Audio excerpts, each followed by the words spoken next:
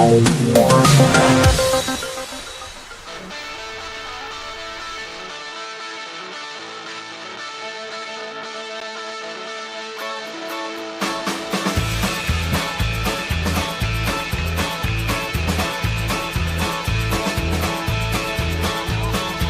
am I doing here all alone? I got things that I gotta do. Waiting for my friends to come along. I don't mean to sound so lonely. What is up? Daddy's home. What is up, Danny? Oh man, our thumbnail is gonna turn some heads. That is for sure. That was something. By design, bro. You did something, buddy. It's Well, yeah, lovely. I'm talking trash to Canada, and now the world. And now the world. Welcome to the Salty and Savage Show. I'm salty. And I'm Savage. It's Tuesday. This is our new night. It's Tuesday. I'm wearing my Taco Tuesday hat. I didn't have tacos today, but I did have chili, and those beans are a brewing in my Are they belly. really? I'm just you know what that saying. means? That's a poop. It's going to be the Salty and Flatulence Show. That was actually our first or second show where I was like, "That's poop. That's poop." What were we even talking about? What was that? That color's poop. Anyway, I don't know. Anyway, dumb. I apologize for nothing. I apologize for nothing either. Okay. Dude, a lot going on in the world. A lot is happening in Hollywood. Some things are happening in comic books. I don't know if anything's happening in music, nor do I care. But how are you? I'm doing all right, man. A little sore. I started a new job. It's a little physical. I'm working with a greenhouse, doing some stuff. Are you singing that song with a sweatband? Let's get physical. Physical. I am actually. I'm wearing like a neon blazer vest while wearing the headband. And just letting the hair flow, like an old, like an 80s tennis legend, Just I know. You should actually wear that outfit for a stream sometime. With little shorts and do squats, and then we'll play Olivia Newton-John in the background. Did she fake her disappearance? Was that faked? I don't know. Her disappearance. Didn't she disappear, or was it just her husband that disappeared? Her husband. It was her husband. Okay. That he went sailing or something and disappeared, or went to Mexico and never came back or something. Yeah, he went on a sailing trip and never came back or something. But speaking of people that have disappeared, I have no idea. It's a terrible way. Anyway, welcome. We have a guest here tonight, guys, because we like to have guests on the Salty and Savage Show. Should we just bring him in and just get right into the show? Let's just bring him in and get into the show. Right. So we've had him on before. A friend of mine, great comic creator, great writer. Really good artist he's like a concept artist. He mainly just does concept art for his own stuff, and he loves to work with other artists. One of these days he's told me that he wants me to do like a trading card, but I think it should be a cover because I'm that dope now, of this really cool character. And so maybe let's ask him about it. Von Klaus. My friends. Oh, what up, buddy? Yes. What is up, dude? My friends. Life is good. How are you guys doing, man? Pretty good, man. We're doing great. Give you the level up music right there because you're leveling up all the time. Did I disappear? I feel like I have no idea. I was trying to come up with a segue. I ruined it, but so let's just say you did. I know how those go. Especially the ruined ones. I mess those up all the time. My life is a big ruined segue. Hey, looking sharp, kiddo. Wow. Look at hey, level up music for yourself. I know, man. Yes, let's go. I'm feeling retro. I'm feeling so retro. the first campaign that I was able to back for Von Klaus was this Kataru Witch Hunter, which if you missed out, sad news for you. It is so beautifully colored, guys. And if you love, Vaughn, I've been playing a bunch of the Ghost of Tsushima right now. Oh, that's what you were playing. I was wondering what you were playing. That looks so cool. Sushima. I'm getting hungry. But either way, I got recommended a game called Neo. It's like a Souls-like game that is actually very much in line with this comic book, and I was thinking about checking it out. So if anyone has heard of that, it's like NIOH. Anyway, this was cool, but because I had the opportunity on the campaign to get Terror in the Trenches, which is a public domain character. You want to tell us about this one? Because you got the second one coming out. Yes. Black Terror, 1930s badass, kind of your go-to Punisher before Punisher, who would kill Nazis by the dozens, right? That was his thing. And over the years, he fades. He doesn't get the respect he deserves. And yet every time I saw him, I was like, damn, how is a character that badass looking with the skull and crossbones on his chest not more popular or beloved? And for some reason that stuck in my craw. And one night I sat down, put on some metal music, and I was like, here's how I would make Black Terror more badass than anything on the shelves out there and prove myself in a way, kind of that the mainstream, I'm not saying they should hire me. I'm not sitting around wishing they hired me at all. I like what I'm doing with my stuff, my way. I mean, I like what I'm doing. You would like mainstream. It's the same old. It's the dream, man. Mainstream money for what I'm doing. Please, thank you. Give it to me. But for real, it's like I had to prove that Black Terror could be cooler than anything and turn him into something else. And so this amazing story came out of it. It's going to take 3 books to tell it. It's first one just kind of sets it all up. Second one, we're talking like Empire Strikes Back, darker than ever, going up against more powerful foes than ever, with the sniper with super eyes, Lockshot, and the master undead trapper Sawback. So it's going to be exciting. It's going to be dark. Lady Satan, another character from the Golden Age era who killed them Nazis because they killed her husband. She's in this too. And I did a cool version of her where she's a gun witch.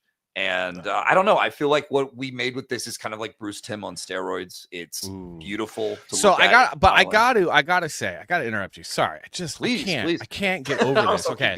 So is the follow up to this going to have this quality of printing? Because guys, look at this. Okay, so like right now the cover is a soft touch cover. So I always like the silky soft. It's got foil in the logo and then a spot varnish finish. Like, dude, look at that! Like you could just see the glow just on the character and the matte soft finish. Like the print quality is out of this world, man. Yeah, they did a fantastic job. They're the guys that did Monster MD too, so I wanted to stick with them. Yeah, well, and good because that is really good. Yeah, it's a treasure to look at. It's a treasure to hold in your hand. Your writing is very good. And who's doing the art? Because the art, Monica McCagney from Italy.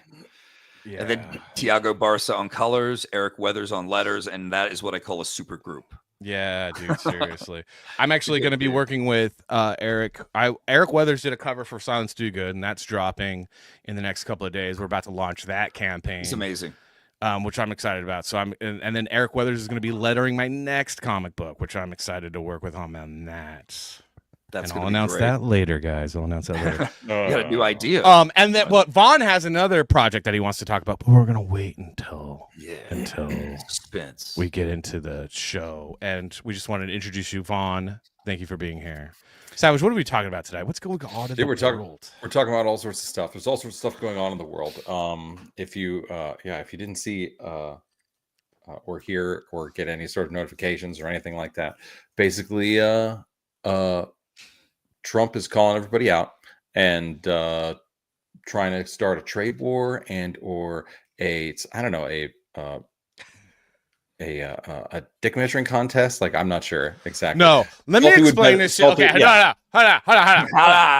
Okay. So there's a couple of things going on, right? Number one, there's regulating on the craziness that's going on in Europe because that's been done. We'll get into that in a second. You're talking about the trade war. It's not a war.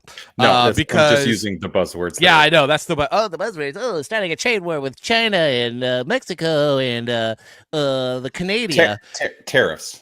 And so, yes. So what's happening is we're asking Canada, hey, buddies up in the north, could you maybe like regulate your borders a little bit better? Because there seems to be a lot of fentanyl coming in from the northern border and a lot of, illegal immigration actually happening in the northern border. And you're too chummy with China. So like, knock it off. You're our neighbor and we're your daddy. And they're like, no, we're not going to do anything that you want. And then we're like, okay, so if you don't do what we ask, because we're just asking you to be a good neighbor, then we're going to tax your stuff at 25%. And last time we checked, 28% of your GDP is exporting to us. So do what we ask, because it's really kind of just basic neighborly kind of goodwill stuff, or we're going to tax you. And they're like, no, we don't want to do anything that you tell us to do because we're Canada and we cheat in hockey in the Four Nations tournament because we had 2 Canadian refs and a Canadian linesman that don't know what icing is. And then we have to remind them. So the last time we checked, we fought for our freedom and won, and you guys asked for permission, and the king was like, I'm bored. Okay, fine. Okay. So just like your Four Nations trophy, which was handed to you by Canadian refs, the King of England handed you your freedom. And if you don't get in line, we're going to tax you out of oblivion because, again, a quarter of your GDP is us. Anyway. So that relationship right there is the same one that we have with Mexico, except Mexico's more like kind of being like, si no habla español. Or si no habla inglés. He's like, oh, I don't crossfire. Me, I no habla español, stupid gringo. So that's basically, and then China is just like, China's like, oh, we like to tariff all your crap. And we're like, okay, you need to not do that anymore, or we're going to tariff at the same level that you tariff us, which is 10%. So that's what's going on in the world. Okay. Did I catch you on? How did I do? Trenches. Tariff in the trenches. I like it. And I'm here for it, and we're dropping our big balls on everyone's chin and making them give us the proper respect, because everyone's been just taking from us. We're like everyone's police / piggy bank / like third world hellhole in the making. It does feel like that. Yeah, and it's time to change it up, man. It's like, you know, like when you go into a murky swamp and then you come out with parasites. That's been America. Like, we've been walking around with parasites that we picked up from the swampy Europe, Canada, and everywhere else, and now we got all these parasites on our back, and we're like, look, we got our own problems, guys. We're done with you parasites, okay? Am I calling Europe a murky swamp full of parasites? Yes, I am. You guys are. You're worthless. Have you ever stayed at a hostel? That's all I'm saying. It makes me think of the time when my friend went and saw Radiohead in Europe and came back home with bed bugs, and it completely ruined her life and her boyfriend's life. Like, it happens. Nothing good's by going to Europe. Nothing good it happens by being next to a European.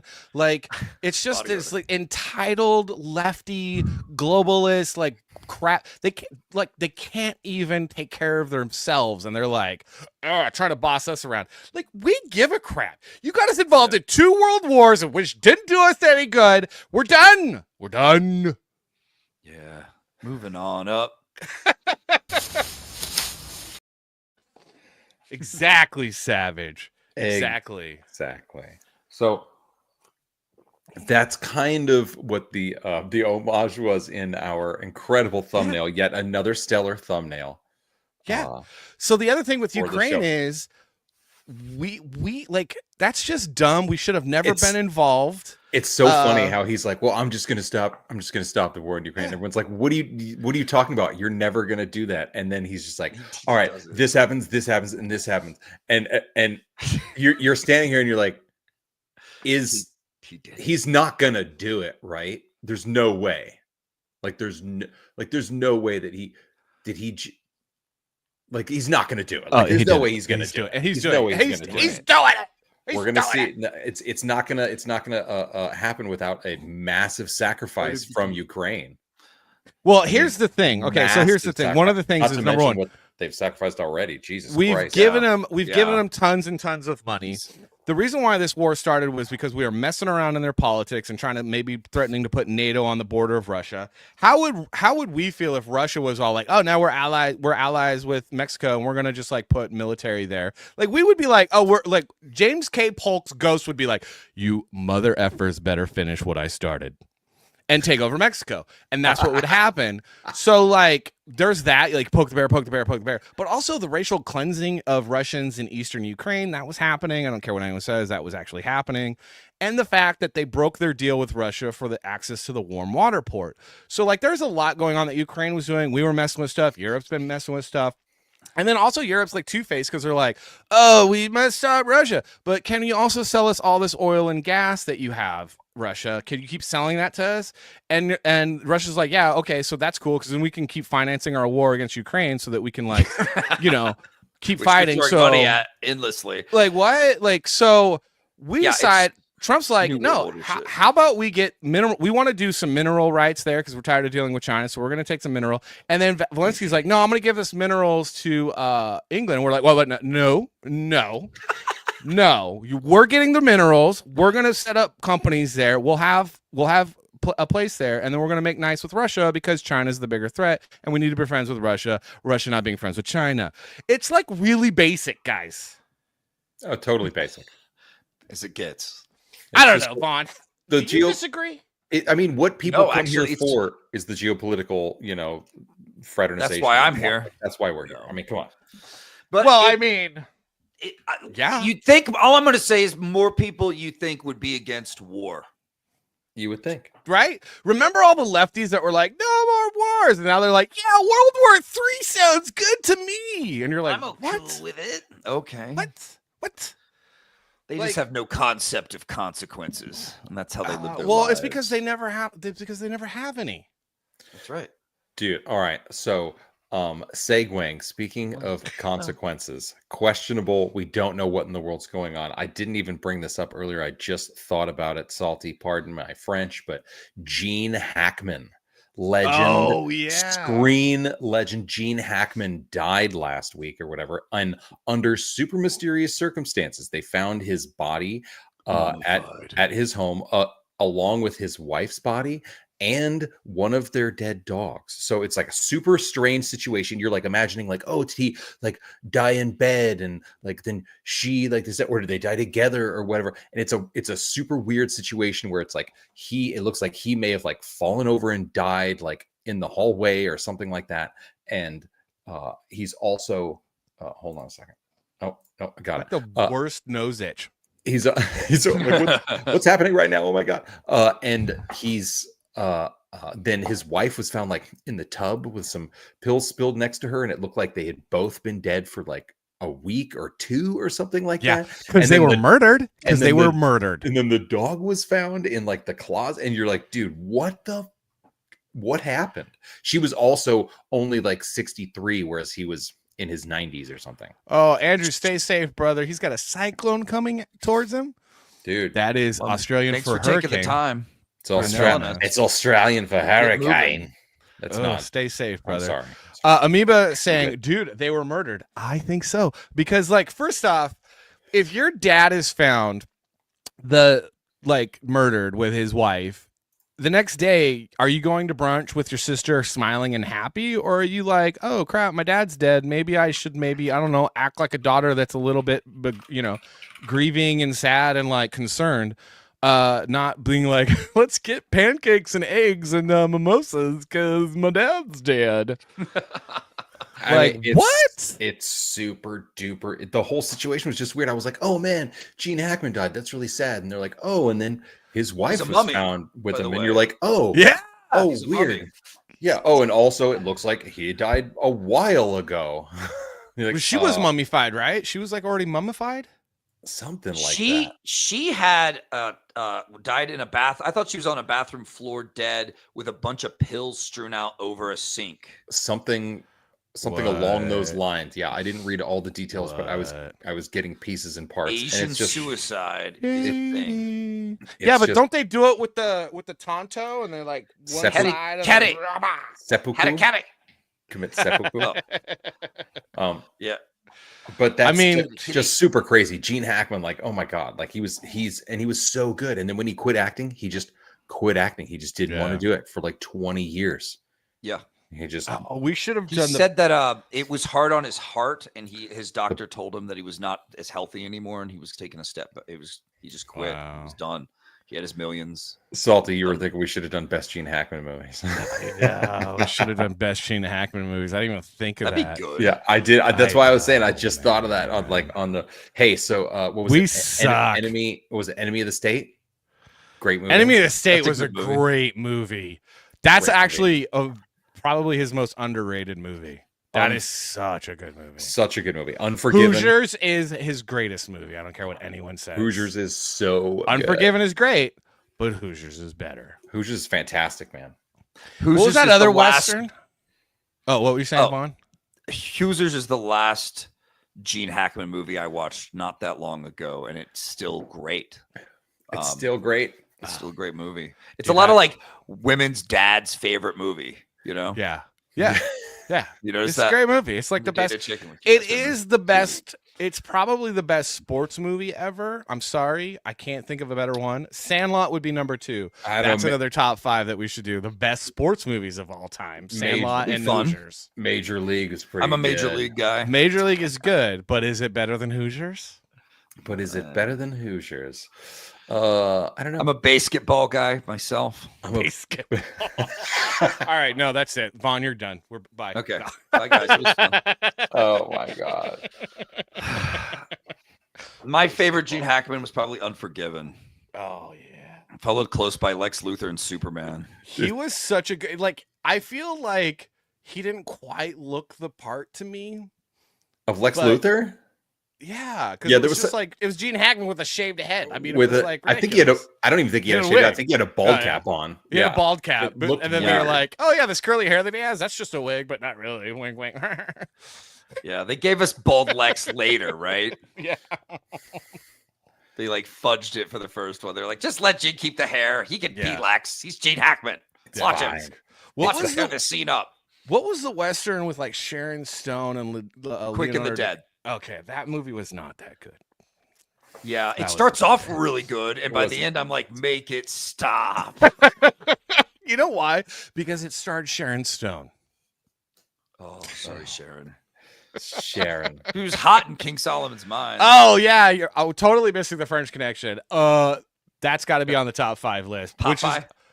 You're top 5 best car chase scenes of all time, French Connection. Sure. Top 5 Gene Hackman movies of all time, French Connection. Yeah. All right. Yeah, that's a good one. A great film. It's on 2 top 5s easily. 2 top 5. We have to do the top 5 best car chase scenes of all time as well, man. We'll have to. So many top 5s. There's some good ones. Yeah, you gotta write them down. It's endless, so we don't forget them. It's endless. Top 5. Yeah, I mean, were we surprised to find out that that he died? I feel like it was more shocking to hear that Michelle Trachtenberg died. Although hearing more about that, it was like my wife thought she had committed suicide because she's in her late 30s. Was in her late 30s, but it turns out she had like actress, kidney surgery or like kidney transplant. Yeah, kidney transplant didn't go too well. Like super sad. She was the worst character in Buffy the Vampire Slayer. I don't care what anyone says. As soon as she got added to the show, it was like it got dumb. At least I think so. Yeah, no one likes Dawn, but I think by the end you were like, all right. Like because the actor, I started off hating her, and by the end I was cool that the actor kind of grew on me a little bit. She's not a bad actress. I mean, I definitely liked her in what was it, Road Rules? What was that called? Was it Road Rules or Euro Trip? So. Euro Trip. Euro Trip. That was surprisingly funny movie. I had that was. I think that came out when I was in college, and they brought a bunch of promotional stuff. It was these 2 round balls. It's like Euro Trip, and it had the Leaning Tower of Pisa sticking out of it. So all the merch looked like a giant dick and balls. Like it was like 32 ounce plastic cups with dick and balls along the side. Like everything. And it was just all over the school for like 2 weeks. It was just dicks and balls everywhere. Great marketing, guys. Good one, Euro Trip. Great marketing. It's kind of a cult favorite now. Is it? It's one of those that if you hadn't seen, because I hadn't seen it originally, I actually watched it. Like I saw that Dick and Ball merchandise, and I was like, maybe not. Maybe I'll watch it later. And I watched it later, and I was like, oh man, I probably should have watched this earlier. This is actually much better than I expected. Yeah. The whole Matt Damon part is awesome. King Yeti, welcome. What's up, King Yeti? Dude, welcome, man. So my wife is saying, oh, okay. So she's like texting me, and my wife sometimes texts me where she's like, She doesn't do the full sentence. So then I'm like confused. So I was like, I thought she said suicide, and then she's all, no, drug overdose. And I'm like, oh, she had a drug overdose? Because I had already moved on to, it was kidney transplant. But she thought that it was a drug overdose, but it turned out it was the kidney complications. It was a Buffy Vampire Slayer fan who had too much Dawn. It was done. Ended her. Too much like- Dawn. Too much like- Dawn, like the liquid Season soap. 4 ruined it for me. That was her name, right? Dawn. Yeah, Buffy's I sister? think it was. I was never a Buffy Yeah, guy. There, yeah, everybody, okay. everybody loves Buffy. I just never got into it. My wife always says the I real was that Buffy, guy. the Vampire Slayer, is the what's her name? The movie, Luke Perry, Kelly Swanson. Kelly Oh, Swanson. Yeah, That's the real Buffy because that movie was Yo. great. I That follow her on movie was Twitter. She's great. like this huge Republican. Oh, Christian she's bumper. I follow her on Twitter. I bang her. So she's I'd so bang her. based. She is based. She was great in Psych. I loved her character in Psych. I didn't expect her to be based, but Buffy's based. So she is a Is pretty she good now? Buffy. Is She's she pretty good now? Buffy. Christy Swanson. I Oh, grew to like man. Sarah Michelle Gellar a lot. Yeah. What happened was when you live with a girlfriend and it's Chicago and it's winter, you're gonna watch Buffy at some point. So that's how I got introduced. Where is okay? So,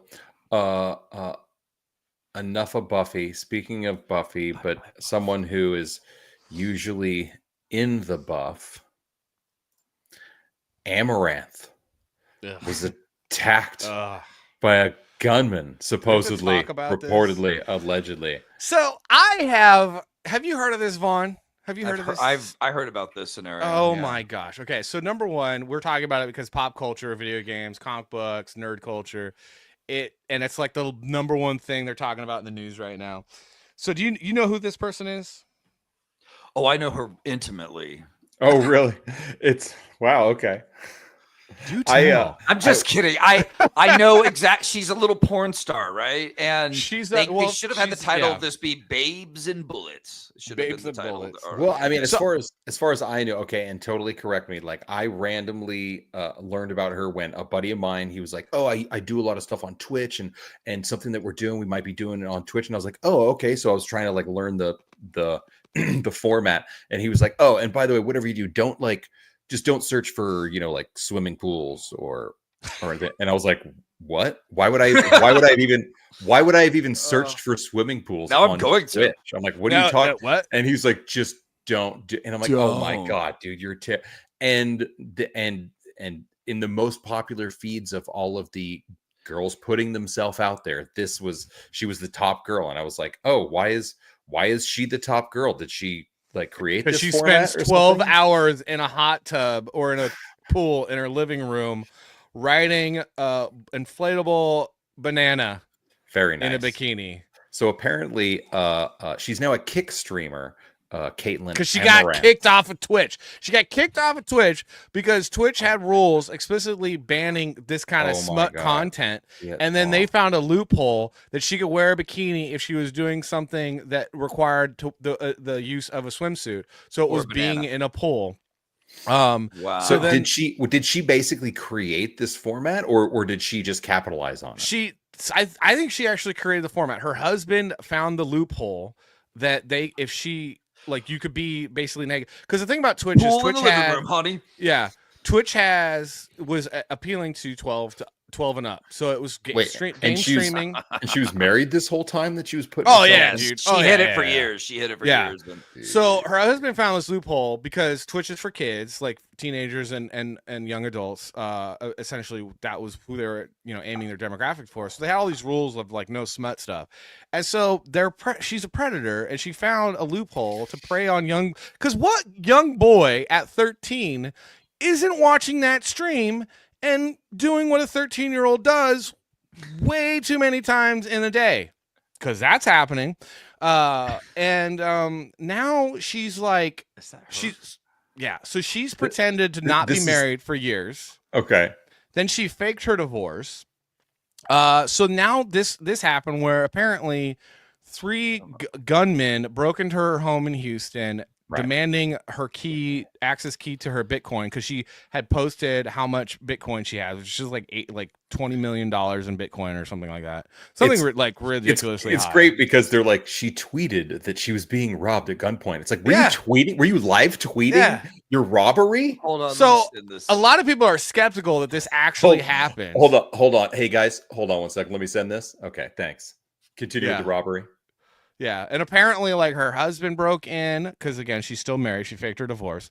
Husband broke in and shot one of the assailants. I don't know if you want to read this to Vaughn or the rest of the crew. It's watching this thing. So, Kick streamer recently attacked by 3 gunmen attempting to rob her home. Former Twitch personality. You have to say that because she apparently she literally just ruined the platform. She was outspoken. This is the thing that kills me. It's like she's a Twitch personality that has been outspoken about needing protection to keep her safe from stalkers. And the most recent incident that infected her, it's like you put yourself out there 100% all the time. How do you not expect there to be weirdos and stalkers and things that... Well, that's the thing too, is like these young, like sometimes mentally ill, young, naive, awkward, oftentimes autistic boys are basically in their heads creating a relationship with these, OnlyFans 304 thoughts, which is not, I don't think it's healthy for society. Sorry, I'm gonna get on a soapbox. And then they're surprised when like weird stuff happens, and it's like, I don't know, get better security, weirdo. You're putting your entire body on the internet for guys to like lust. And that's the other thing that I don't get. Like, who's paying for this? Why?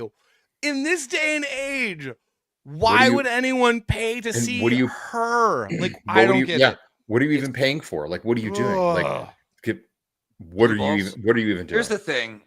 What happens is men are hardwired not to pay for the sex part. These guys who are fans of her like her, and they feel like they're helping her in a way that makes them feel good. Yeah. Oh, and it really isn't real, of course, but they feel it. Feelings and emotions are powerful fucking things. Yes, they are. People will spend money to feel good in weird ass ways. And I would advise young men to do the right thing, do the good thing, and meet decent women in person where you can feel good longer. Like, yeah, but they don't all make you feel good. No, it's true. You just have to know how to pick a woman, and that's what your 20s are for, so that you could pick bad ones. Fucked that up.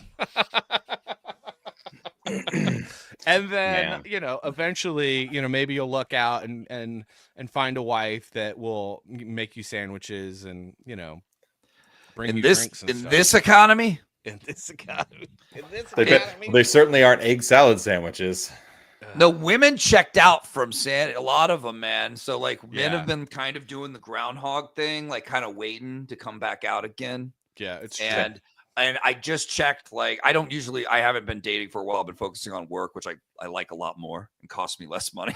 Yeah. But it's like, but I just checked a dating app. Holy shit, they exploded with all these single women who are saying things like, I don't want to be your third. I'm not poly. I'm looking for a man to settle down with. I want an unvaccinated man. Like, there's this cultural pendulum swing shift that's taking place that's so beautiful and interesting. And because winter's finishing up and it's spring, like, everyone's fucking single. Yeah, let's go. But a lot of those women still don't understand why they're still single, and it's because you're terrible and no one likes you.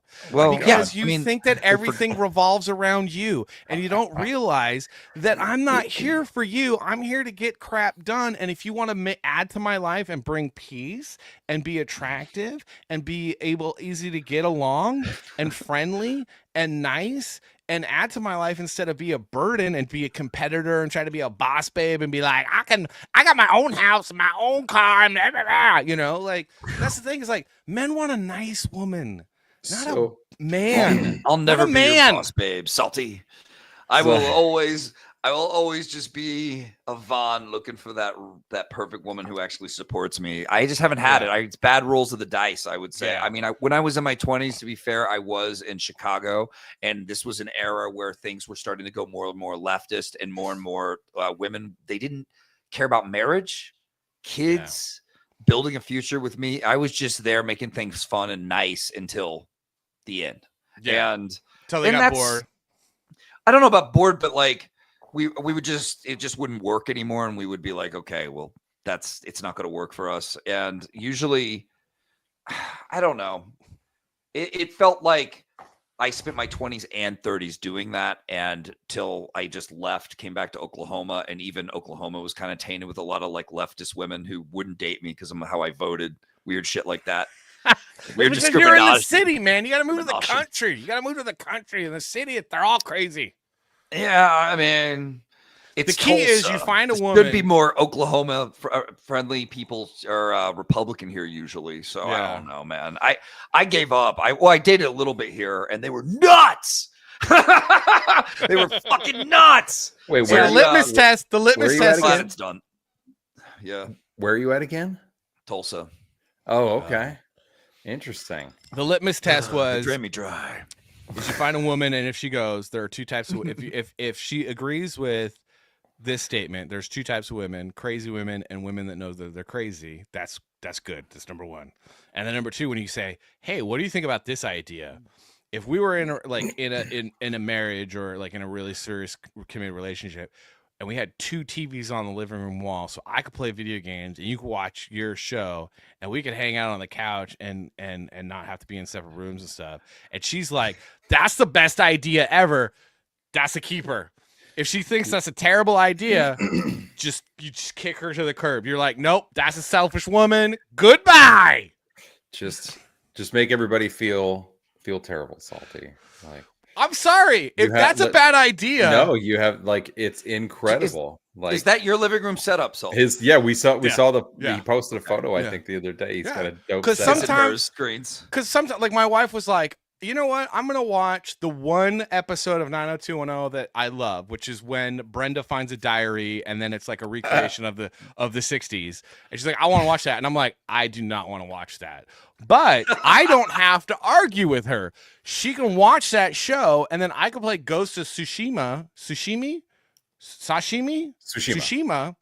and play that game and be a samurai and kill some Japanese Mongols that are invading Japan. And she's going to be like, "Oh, I love this episode." And I'm like, "That's great. I'm going to kill some Japanese Mongols Well, invading Brenda Japan." goes on her diary adventure. I'll be Yeah. murdering the Mongols, babe. Call if you need anything. Which then followed up with My So-Called Life. And I was like, also a show I don't want to watch ever in my life. I don't it need to doesn't watch matter. Jared Leto sit there staring. Well, no, Her my and wife Russell doesn't Wilson. like the one episode she likes is the one where he's barely in it because, again, it's like it's a Halloween episode or something. So She's a I'm keeper. like, yeah, she's great. She's like, dude, it's totally awesome. Yeah. Anyway, his and hers TVs. His and hers And TV is pretty great. we also Pitch have the idea. We also have his and her beds in the bedroom. We have two queen size beds next to each other because Holy shit, that's a lot of bed. because she is 500 degrees at night and tosses and turns, and I don't like that. And she's Like Lucy and Ricky. Wow. Yeah. Are they separated? Is there a table No, in they're- between? They're they're next to ta- each other. they're Yeah, like close enough to where like we can cuddle, and, Yeah, you know, yeah. Climb okay. over. and Cool. stuff. But then when it's time to sleep, it's like, don't Dude. touch me because you're 500 degrees. You guys I have a mean- gym mat. Now you're making us all super jealous. I mean, like the double queen bed is like, Well, I didn't realize yeah, that was 'cause- an option. Like, I have had- you ever got I've the never hotel had room that- where you have that kinda two life. queen Yes. beds in the hotel room, Yes, and you're yes. like, how And- about we sleep in separate beds? And that's what we do every time. And you sleep so good. So we were thinking, why not just do it when we travel? Bring it home. Bring the vacation home to us. I love it. Oh I man. mean, These are secrets, okay, people? That's gonna you keep guys your want marriage secrets to a going. happy marriage? I'm giving Sleep. them just left and right. Sleeping in style. I get dressed like in an outfit to go to sleep. Oh, The little man. hat, the little cap. I mean, I would be like, what's his name in How I Met Your Mother, and just have like a pajama suit. Suit up. Yes. Party. Pajama suit. All right, so that's been the week in news, right? Well, no, Anything else? one other interesting thing. Bill Murray. Oh, Absolute legend. Bill Murray, absolute legend of a human, you know. He apparently didn't really understand, as you know, Bill Murray is kind of a recluse. He doesn't have like email or or anything, he has a phone number that leads to an answering machine that you can leave a message on, and he'll call you back if he wants to. So somehow he, through his agent and whatnot, he got booked on the Joe Rogan show. He did not know what a podcast was. He didn't really understand the format, and he didn't know who Joe Rogan was. And he just went on the podcast, and it's kind of, there's just a couple quick little clips that somebody edited together, and it's just great when he's just like, when you see somebody who just it's like John Travolta in Pulp Fiction, where he's just like, what do I do here? It's like, what do I do with my hands? So where's that on? Bill Murray. Hey, what up, Michael Ferraro? Bill Murray I learns love Michael. who So- Joe Yeah, Rogan dude, is on the podcast. So we're real quick. So I think we should have Michael on next week. Although I would love to have Vaughn and Michael on at the same time. Savage, you got to meet this guy, Michael. You got to check him out. It's like every time you see him, you just think that is Danzig's little brother who loves comic books. Danzig's little brother. Nice. Yes. I was calling him our Keanu Reeves myself. Oh yeah, because hey, dude, he does these comic book reviews, and they're actually okay. I don't know if he's meaning to be funny, but they make me laugh. But they're also really good and insightful because he has really good insights to the comic books. Yeah. He has like really good points. He talks about it, but he talks about them in a way that's like it's so cool, man. It's like they're entertaining, and I It's like it. I want passionate. to have him on. Yeah, definitely It's passionate. fun. Yeah. All right. Yeah, I like the guy a lot, man. He's I want to have him on. Podcasting is Bill Murray learns who Joe Rogan is on his podcast. Here we go. I only know about you what I've heard. I've never heard your show. I had to ask you, are you Joe? And so I went to Aspen and stayed at the Jerome Hotel. I can talk like this because this show is like endless. Right? Yeah. So, now is your show live? No, it comes out It's tomorrow. dead. Tomorrow. Okay, so 'Cause it's dead. so that's why I want to ask. Where's your phone calls here? Hey, caller number 1. You heard about this? Yeah, these guys directed it. These guys, Scott and David Siegel, and they wrote the script, and it's a great script. Nobody can hear you over there, unfortunately. You like white or maybe Huh? blue or black? Those are shorts. Hold on. Are you a shorts guy or a long pants guy? I like it all. Oh It's my usually hot in gosh, Texas. dude. You love it all, huh? It's hot out here to play golf in Texas. It's hot. Half of the table. Oh no. I gotta watch Right, this. take a Oh leak. my gosh. Okay. Oh. I'm gonna take a Oh, leak now. He says, Dude, that is awesome. dude. Yeah, Michael he's- says very I love him. stonery to his comic book reviews, but also that interview looked like it was very stonery. Yeah. Dude, speaking of Groundhog Day, over Speaking and over. Oh, did and you see over. that? I loved the commercial. That was a great Super Bowl ad. I love Bill Murray. I think that I might love Bill Murray more than Norm Macdonald.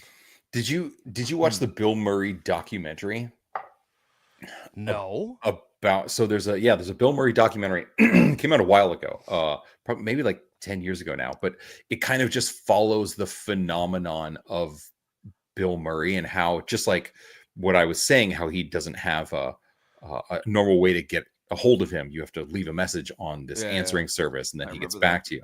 And it's super fascinating. And he just shows up places. And sometimes if there's enough fandom or enough whatever, he'll just show up. He makes a point of when he goes out, or when he goes out, where if he sees like a wedding or any sort of celebration or whatever, he just slips himself into it because he knows, because he's seen the reaction that happens. They call it the Bill Murray effect.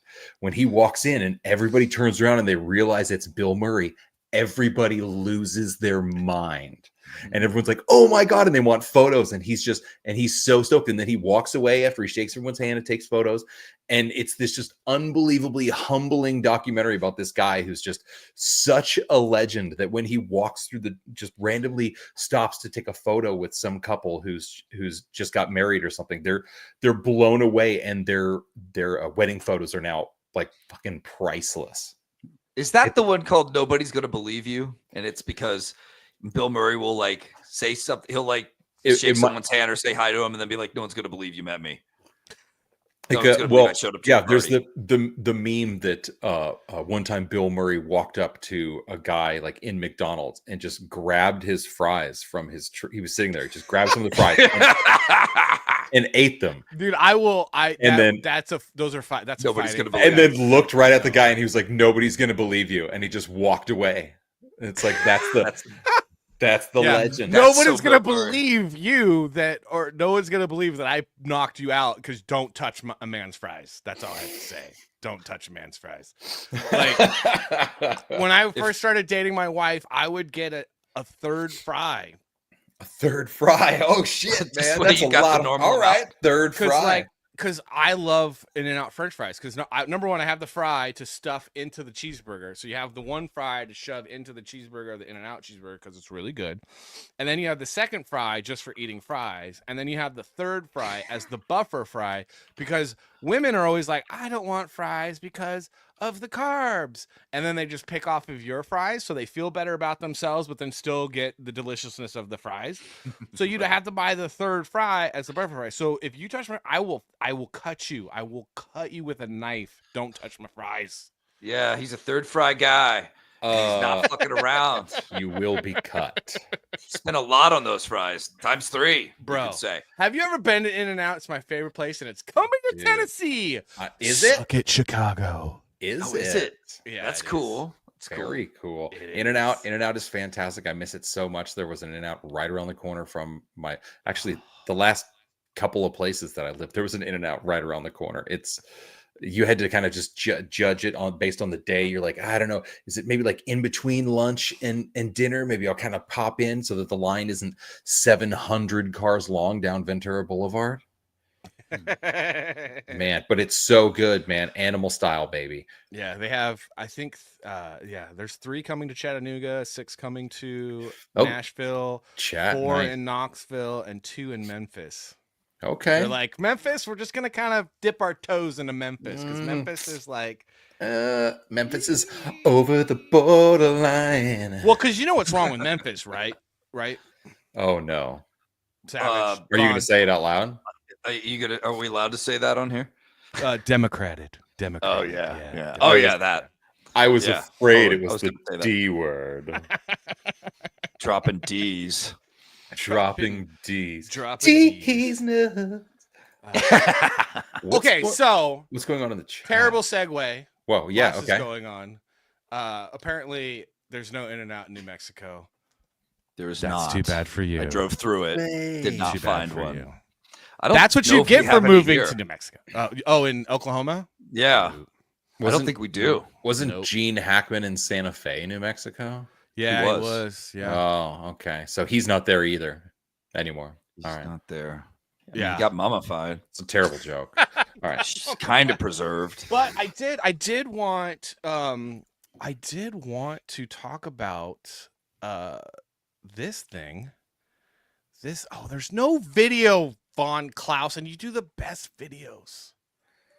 You do the best videos. All right, Oh, sorry. I can't make a trailer until enough is colored. I know the feeling, dude. It I'm makes right me there mad. with you. Have we chatted? Have we brought up silence? We haven't even chatted. No, about hold on. We silence got at to talk all. about Come this on. though. So Okay, what do Von's we got a new project Oh. called Psycho Killers Volume 1. Oh, Vaughn, tell us about this, please. It's very simple.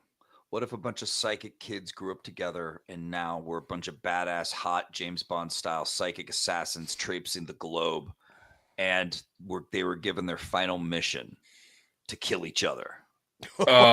Oh. Dude, All right, take that note, sounds like people. some If you want crazy- someone to pitch their comic book, that's how to pitch a comic book. That sounds like some premium Asian dude. cinema to me. That is amazing. What a So- crazy twist. This is a sign up. The link is going to be in the chat. I think the link is pinned to the chat. You guys really should sign up for this. Vaughn always delivers. Again, we showed the quality of his books. So this is going to be no different. Are you doing this black and white or are you doing this as color? Color. We did a little preview issue to raise funds to make this big book because it's 132 pages for the first arc. It's the entire first arc. And so that first one was black and white. You know, we were embracing this kind of retro-y manga-y style we have going. Okay. But for the full release, we're going full color Nice. and just gonna make it a beautiful freaking book. Very It's gonna cool. be Sign rad. up and get not safe for work print. People will be talking about. Oh, what is Oh that? yeah, we got a hot. So in this story, it is Necrotox are the guy in the eye patch there. He is a psychic guy? sniper. Yeah. Okay. And he's going up against the girl on the right who is Phototox, who has psychic ability over light and uses it to go invisible, or she can create kind of a diamond armor around her. And she also moonlights as a supermodel. So she's kind of a killer hiding in plain sight for the world to see her. And they go up against each other in Paris, France, all across Paris into the catacombs there, and it is a brutal, horrific fight. And as they fight, this story also reveals their past, what happened as when they were kids growing up, being raised by the original psychic assassin named Dinotox, and all the crazy things that happened there. So it's very personal and it's very violent. It's very epic, over the top action mixed with this very human side to it. When you see them as kids, learning how to use their abilities, learning how to kill. Learning how to become these deadly assassins, and also, Very the cool. relationships they have with each other along the way. Who? Okay, so who again is this Gogol 13 guy? Is that the same guy? This Yeah, guy yeah, here? that's him as a kid, Okay. I would say. Alright. And I so say the this Gogol is- 13 just because it's like one of my favorite.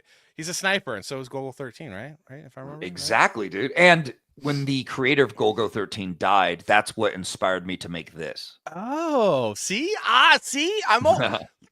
That's the thing I like about Vaughn is he leaves me just enough breadcrumbs to where I can start to figure things out.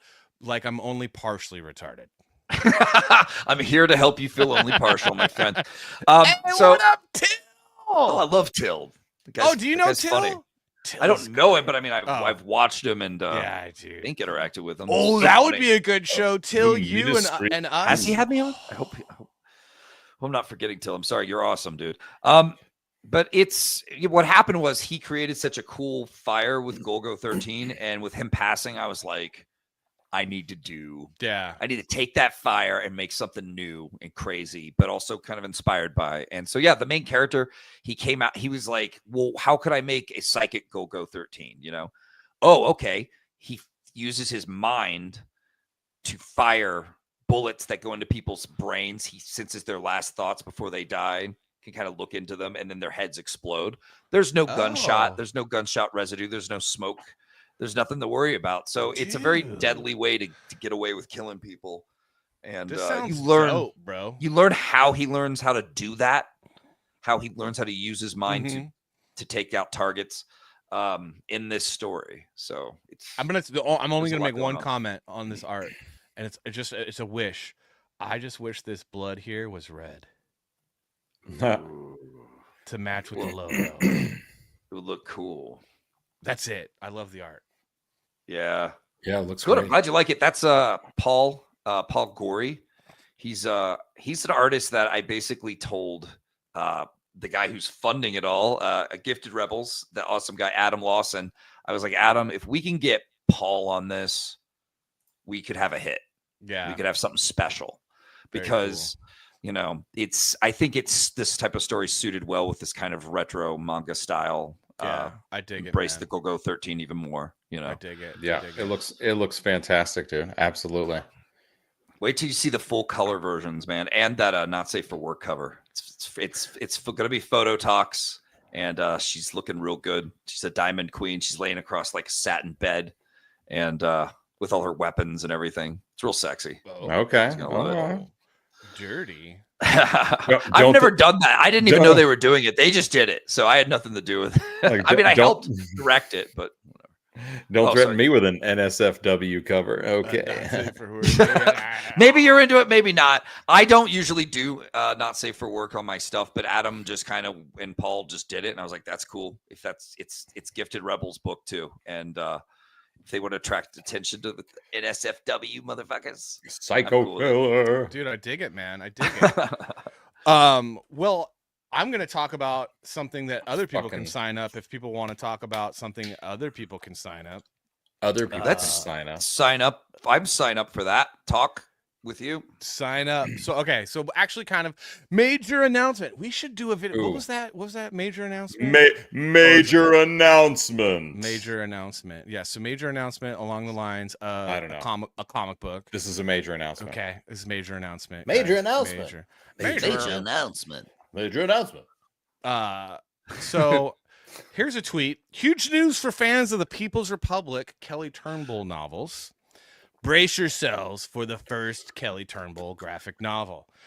Art by me, written by Kurt Schlichter. So if you don't know who Kurt Schlichter is, he does a fiction series, Vaughn, it's like Punisher meets Fallout. So it's like this alternative future in a dystopian America, that America is in a civil war. And it's like an 8-book series that's actually very popular among like the conservative side of the spectrum. This Kurt Schlichter, he's a lawyer. He's a talking head on like Fox News, Blaze, all that. And so he's got this book series that he's been doing for like the last decade, and he wanted to do a graphic novel, and I do all the covers for the books. So he's like, let's do a graphic novel. And I was like, okay, let's do a graphic novel. So, yeah, Congratulations. So there's the sign up here. I don't know if the link is in the chat. Hold on. I'm sorry. I'm slow on the ball. Oh, you don't, I got the link right here. Oh yeah. You can share the link. The Baron can share the link. So this is called People's Republic Blue Flame. I'm working on the artwork right now. I have a sneak peek that no one's seen of it's a sneak peek rough of the cover. So you guys can check out. That's the logo. It's called Blue Flame. Don't threaten me with the sneak peek rough. Kelly Turnbull is an Army veteran who basically like served. There's like a civil war going on, and he was in the United States military. He was like special operations, and then now is basically a merc for hire for the red states, and goes into the blue states and does like special black ops in the blue states. So sometimes like some of the missions have been like liberating people. Some of them have been stopping like, environmental terrorists. This one is going into and a lot of missions in California, trying to liberate California California from the crazies. Kurt's from California, so I mean that's one reason why he writes about a lot of California missions.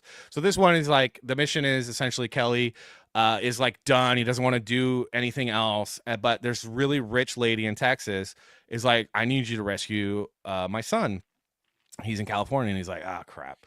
I just got out of the game, but he has no money, and he needs to make some money, and it's a big score. But of course, two things, sounds too good to be true. Easy money never is. All hell breaks loose. Lots of guns, tons of bullets.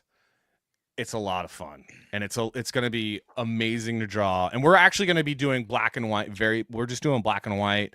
Probably with some shading because I want it to feel raw and gritty and like dark, kind of like the Punisher. We might do a color later on, but the first we're just gonna do black and white because I kind of want to do that Frank Miller, what if like the Frank Miller Punisher run type thing. Here, let's look at the cover. Let's look at the cover. Let's all look at the cover. So here's my Here's my raw inks of the. Cover. Shit! Yeah, he looks like he hates people who live in blue states. He enjoys a nice creatine shake in the morning. And then I did some rough. I'm not necessarily the best colorist, so we're hiring Jason Wright to do the colors for this. But I did do like a little bit of a test run on color just because I wanted to kind of like give him something like what I was kind of like thinking. So there's it all locked up and everything. With blue. All right. Well, it's Blue Flame. I know. Fuck. What did you want, Vaughn? Blue, huh? Blue, huh? Is that what you're going with? That's what you have. Okay. Salter, this doesn't look like any of the Netflix tiles that we see you did before. We have a few notes. Here's a few notes. It looks great, man. Don't you bring up my Netflix work. Don't you bring up my Netflix work. I loved it. I loved it. Hey, you probably made it look better. That place, like when it's amazing how important design is for those little movie tabs. Tile design, tiles. The thumbnails. You go to Netflix. And my parents and myself, sometimes we're just like, what is all this smut? We don't know what any of this shit is. But then you go to Tubi and you're like, yeah, look at that. Look at that. We recognize this. We recognize that. They use those Yeah. retro ones that look, how we're used to in the old video store. It's like going to an old video store, which is fun. Right. I love Like- Tubi. That's great. Yeah, so that's my next project, and then we'll talk about Silence Do Good later because Silence Do Good is coming again. Turnbull versus Do Good. Yeah, totally different, dude. So it's gonna be a Yeah, it would challenge, be Vaughn, different. because I've been doing like a cartoony, all ages, really fun, lighthearted sci-fi romp, through the future and the past, time travel story. This one is like a complete departure from that. It is dark, it is gritty, it is for mature audiences. It is going to be very violent, a lot of action, very intense. I cannot wait. Yeah, so it's gonna stretch me as an artist, but I'm excited because yeah, man, it's just been I'm already like working on it right now, and I'm just like, I gotta draw this. I gotta draw it. Drawing's fucking hard, man. Even when you're excited about the project, it Yeah, hurts. Like it Yeah, it takes is. a lot of time. The focus involved and the amount of things trying to distract you. It's hard, but I promise you, man, you do this, make that high tea book. Like make it a Oh, yeah. statement. You know what I Yeah, mean? Like totally. use it as an opportunity to express yourself and to do. There's a lot of benefit there in the end, other than just money. Yeah. It's Well, no, This I makes mean it that's special. I Wait, think there's that's the there's thing, money like- involved? Yeah, well, I mean, they're paying you. look, I think Vaughn, you can attest to this. Like making the there's the story you got to tell, right? Like I want to tell Yeah. stories. I think you're the same way. You're a storyteller at heart, and the only reason why you want to make the money is so you could tell more stories. It's true. And we come at it very much as like, I want to tell a good story. Whereas some people out there come at it as like, I want to make shit and sell it to you. Oh yeah, I shit in my hand. Next. Buy it. Buy these happens. culture war bonds because I think politically on the same level as you. Buy my poo. Buy my poo. This is the way. This is the way.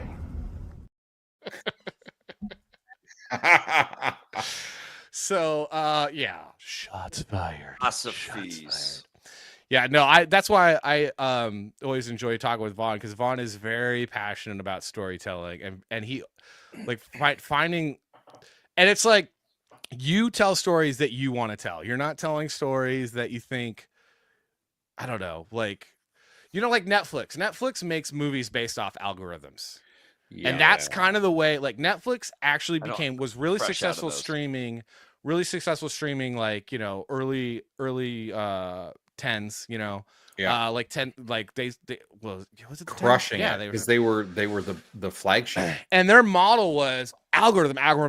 So when we were making those because I used to make those thumbnails and key art and poster art and stuff for Netflix, and everything was based off algorithms. So we would make like hundreds of thumbnails, and then those would get thrown up, and that's why they're always changing, because they're like, okay, who's gonna click on what, and this and that. Dude, but it's not like they're just always changing. Like you scroll past, like, and it gets off the screen. If you just go, oh no, wait, what was that? And you go back, it'll change already. It's like, oh, you I've didn't like seen that that. image. You don't like that image. We'll give you a different image from this Yeah. thing. And you're like, whoa. And what holy they're shit. doing is you're the guinea pig, and they're testing if you're gonna click on the button to get the pellet. And then that thumbnail, if it gets enough clicks, that thumbnail goes into rotation, and they kill the other stuff. And that's how I they am creeped approach. the fuck out. Yeah. So It's and like then Matrix or some shit. it's totally like the Matrix. So that then became the model on What is how real? they decided to produce stories. And because of that success, Dude. other studios are adopting that. So when you would be in meetings with like execs, like you're trying to understand about the story, you're trying to understand about the art, you're trying to get inside the creator's head so that you can like convey that message into a marketing campaign to them, get people excited to like want to. And it's like, nope, what's the algorithm tell us? So now everything is becoming this really sterilized, like A/B testing where you're just a guinea pig. And it's like, it's why everything out of Hollywood now is just so lame. There was like 2 or 3 Soulless. years. There were 2 or 3 years Yeah. that it was like so blatantly obvious because Netflix was producing the stuff like the action movie with Ben Affleck, Triple Frontier. Like if you look around that era when that was being produced, every one of the titles of every Netflix produced film was like the 26th block, Triple Frontier, 19 stories. Like they just it's like they put this random like generator in, and they were like, okay, we do a number or like maybe like a letter and then like an action word or like a noun, you know? Yeah. And there was this ridiculous formula, and you're like, this doesn't even, did you watch Triple Frontier? This doesn't even, that title makes no sense for this film. Yeah. Like, what are you even talking There wasn't about? even a second frontier in that motherfucker. No, and it was like when we were producing our show for one of the studios in Hollywood, and we were making our show too, it was the same kind of thing. It was like, change this character because the algorithms and the data that we're getting are showing us that this character would work better than this character, and we're like, no, but this character, like, no, it's like it's gonna mess with the chemistry of the show. And then it was like, no, take out this character. So we had like an older like grandfather type character that was like kind of the mentor to the three kids, and they're like, take that out because data is showing that when we have adult characters in shows, kids aren't watching them as much, and kids don't need adults to help them and mentor them. They can figure it out on their own. And you're like, dude, what is going on? You guys are They could just use ruining the everything. algorithm. Like, And while they bought the show because they're like, we love this show, it feels so unique, it feels so wonderful. You know, we had one of the executive producers who's a very well-known executive producer that, you know, is a friend of mine and was helping us get this show picked up, and we got it picked up. He had some bad press come out because he's conservative and a Trump voter and very outspoken Christian. And some video came out where he was talking about his faith, and they were like, okay, so now we have to cancel the show because we don't feel that it's unique. And we're like, or because the bad publicity. So it's like, oh, your social media presence matters. The algorithms tell us what to do. So it's never about the art anymore. And it's why so much stuff sucks. And that's why I love the indie comics for the most part, because a lot of people in indie comics are very much like, I want to tell a cool story, to bring it back to Vaughn, you know, and me wanting to tell cool stories, because that's where the art needs to happen now. It needs to happen in the indie circles, even though there are people in the indie space right now that are like, we just want to make derivative stuff and buy our poop because we have politics you like. Here's the thing. People, Our poop. they forgot what's good and they forgot how to make good things. And it totally confuses the shit out of me. I'm like, Yeah. There are people who know how to make good things and original titles. Yeah, there are people that make robot. so much, like there are people busting their ass to make films on like a $16,000 budget, and it is like so incredible and so good, but you never get to see it because they're just like, yeah, you know what, that doesn't work for our algorithm. We don't find it bankable. It's not going to work for us. Sure, we'll give you an award at this film fest, but that literally means nothing. That film award at that film fest means just as much as this Emmy does behind me. It gets me nowhere. That like, tomorrow they're like, what have you done for me lately? Like, it means absolutely nothing. Next time, can you have the Emmy like in the foreground though, so we can get like right there, like in front of you, so that we can see it? Maybe your two Emmys and make them kiss. Emmy comes to the show. Emmy's a guest on the show. It's like, oh, hello. I'm Emmy 1. All right, one more thing before we take our little break, and then we'll come back and do the top five. Little thing before a quick break. Have you read this book yet, Vaughn? No. Ooh, Blood and Sword. I did want to do a little shout out. I love the guy who made it. He's really cool. Richard Embry did this comic book called Blood and the Sword, and it's a fantasy. And he's just doing like little 22-page floppies, which are really, really great. And so he's on Fund My Comic, and I would love it if you guys would just check. Can we just watch the trailer real quick? Let's watch the trailer. Oh my God! Of course we can. If I could ever do anything right in life. If you could ever do anything right in life, that would be great. Let's watch the trailer and then. In a world where danger lurks around every corner and adventure has no bounds. And it's prized possession, by the way. What are you talking about? You said prized possession. It's prized possession. You seem to notice everyone's flaws but your own. Our two heroes return to a kingdom in chaos and a prince whose life's in grave danger. Something I said? Possibly. Their only way to survive is to work together. You ain't never had a friend like me. Am I gonna get in trouble for this video, Richard? Am I gonna get in trouble for this You might have video? to just pause it a little bit because that's Tupac. New characters. You ain't never had a friend like me. See, at night I watch the sky. I take another breath. I smoke my new boy to the butt like it's the last motherfucker left. Just me and you evading enemies. Let you get my last shot of Hennessy. Ain't never Blood had a in the friend like me. sword. Blood in the sword. With music that's going to get my channel struck if I was financed. Exclusively on funmycomic.com. So I read the first one. It's a really fun read. It's a fun book. It's if you like fantasy, it's a good quick read. It's got some good action in there, and I think it's interesting. And I'm definitely going to be backing on the second one. And the link I think is in the chat. Y'all never had a friend like me. So got 102 backers. Bring out a record last week that's referenced to Tupac, and everyone's like, Please, people in the chat, if you guys like fantasy comics, check it. Think about checking it out. It's all like, dude, seriously, you get a digital copy for $5. You can get a physical copy for $5. I do love the it's I don't know, I kind of love it. It's almost like it's so smart that he made a thing where it's like the guy's correcting her speaking. He's like, you said prized possession. It's prized possession. Yeah, and she's dude, like, oh, the you look at every pedantic. detail. It's so great though, but like it's so realistic because that's exactly what somebody would do. They'd be like, you keep saying prized possession. Although I would prized. say it's more likely the woman would be that pedantic than the man. Okay. No, However, that's overdone in our media, so Unless- he reversed it, having the guy lecture the lady for once. If you're on Uno Reddit, reverse card. if you're on Reddit, some old dude is going to correct you super quick. super quick. We know quick. because we're him. Because we're him. But I'm yeah, just so kidding. you guys We're not can check. those guys. You guys can check it Oh. out. So $5 for a digital copy. Looks good. $5 for a physical. So it's like it's Dude. just you're shipping and handling. That like lizard Um, character reminds me. There was a. I like him. There was a lizard character in like the He-Man universe or something like that, and he had like you pressed his back and his neck extended out like he would fucking jack at you. It was like an action figure that had an actual like moving thing on it with a spring inside. It was pretty badass. So he's got some trading cards. He's showing some of the art for the trading cards. I think these are going to be colored. Oh, awesome. So yeah, so he's got some good things. Link is in the chat. I Link think is you in the guys chat. need to help me get it to 5K because at 5K there's going to be someone else doing a trading card. Read the Does he first do his own 5 coloring, minutes. lettering too? Is this I all don't, him? you know, I think no, I know, Okay. no, he doesn't.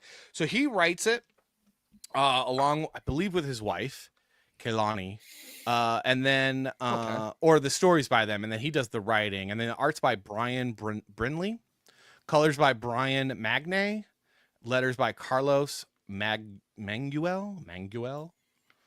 What you said. Yeah, I'm not good at Amoeba wants to do a trading card. No habla español. Oh yeah. You know, Amoeba, I'm gonna have to do some trading cards for Silence Do Good Volume 1. So yeah. So Nothing cool. yeah. It's just cool to see a big lizard dude hanging out with the team. Like, hey, what's up? Usually Yeah. that's a villain. He I He's know, just like- right? He's just like another guy. He's just like, another trooper. He's just like, yeah, let's go do it. And you're like, all right, But- let's go, lizard face. Come on, When I lizard was- man. When I was reading it, That I was gave cold. I gave him a lizard Blooded. voice, but it wasn't British, and now I have to do a British voice when I read this. British voice. Because it's like I'm a Britty Lizzie. I'm a Brit Liz. Lizzie. Well, I Brit don't know Liz. if I can get this. Not to be confused with a British lesbian. Oh, a Brit Lizzie. Brit Lizzie, not a Lizzie. Lizzie. What's a Brit Lizzie? Oh, she's also down at the Maybe top. though, because sometimes lizards can change their own. Never mind. I'm sorry. Lizards. All right. So the question becomes: we got 15 people watching. You want to do What the do you- top 5, and then we'll go, take our minute break. Yeah, let's do it. Are you ready for our That's it. top 5, Vaughn? I'm terrified. Let's do this. Are you ready? Are you- Where's my? Are you ready? Where are my pictures? I'm not ready. You want me? No, You're not ready? No, nobody's ready. Okay. There, I'm Nobody's ready ready. now. Okay. I'm All ready right. now. All I'm right. ready Here is Yeah. the top 5.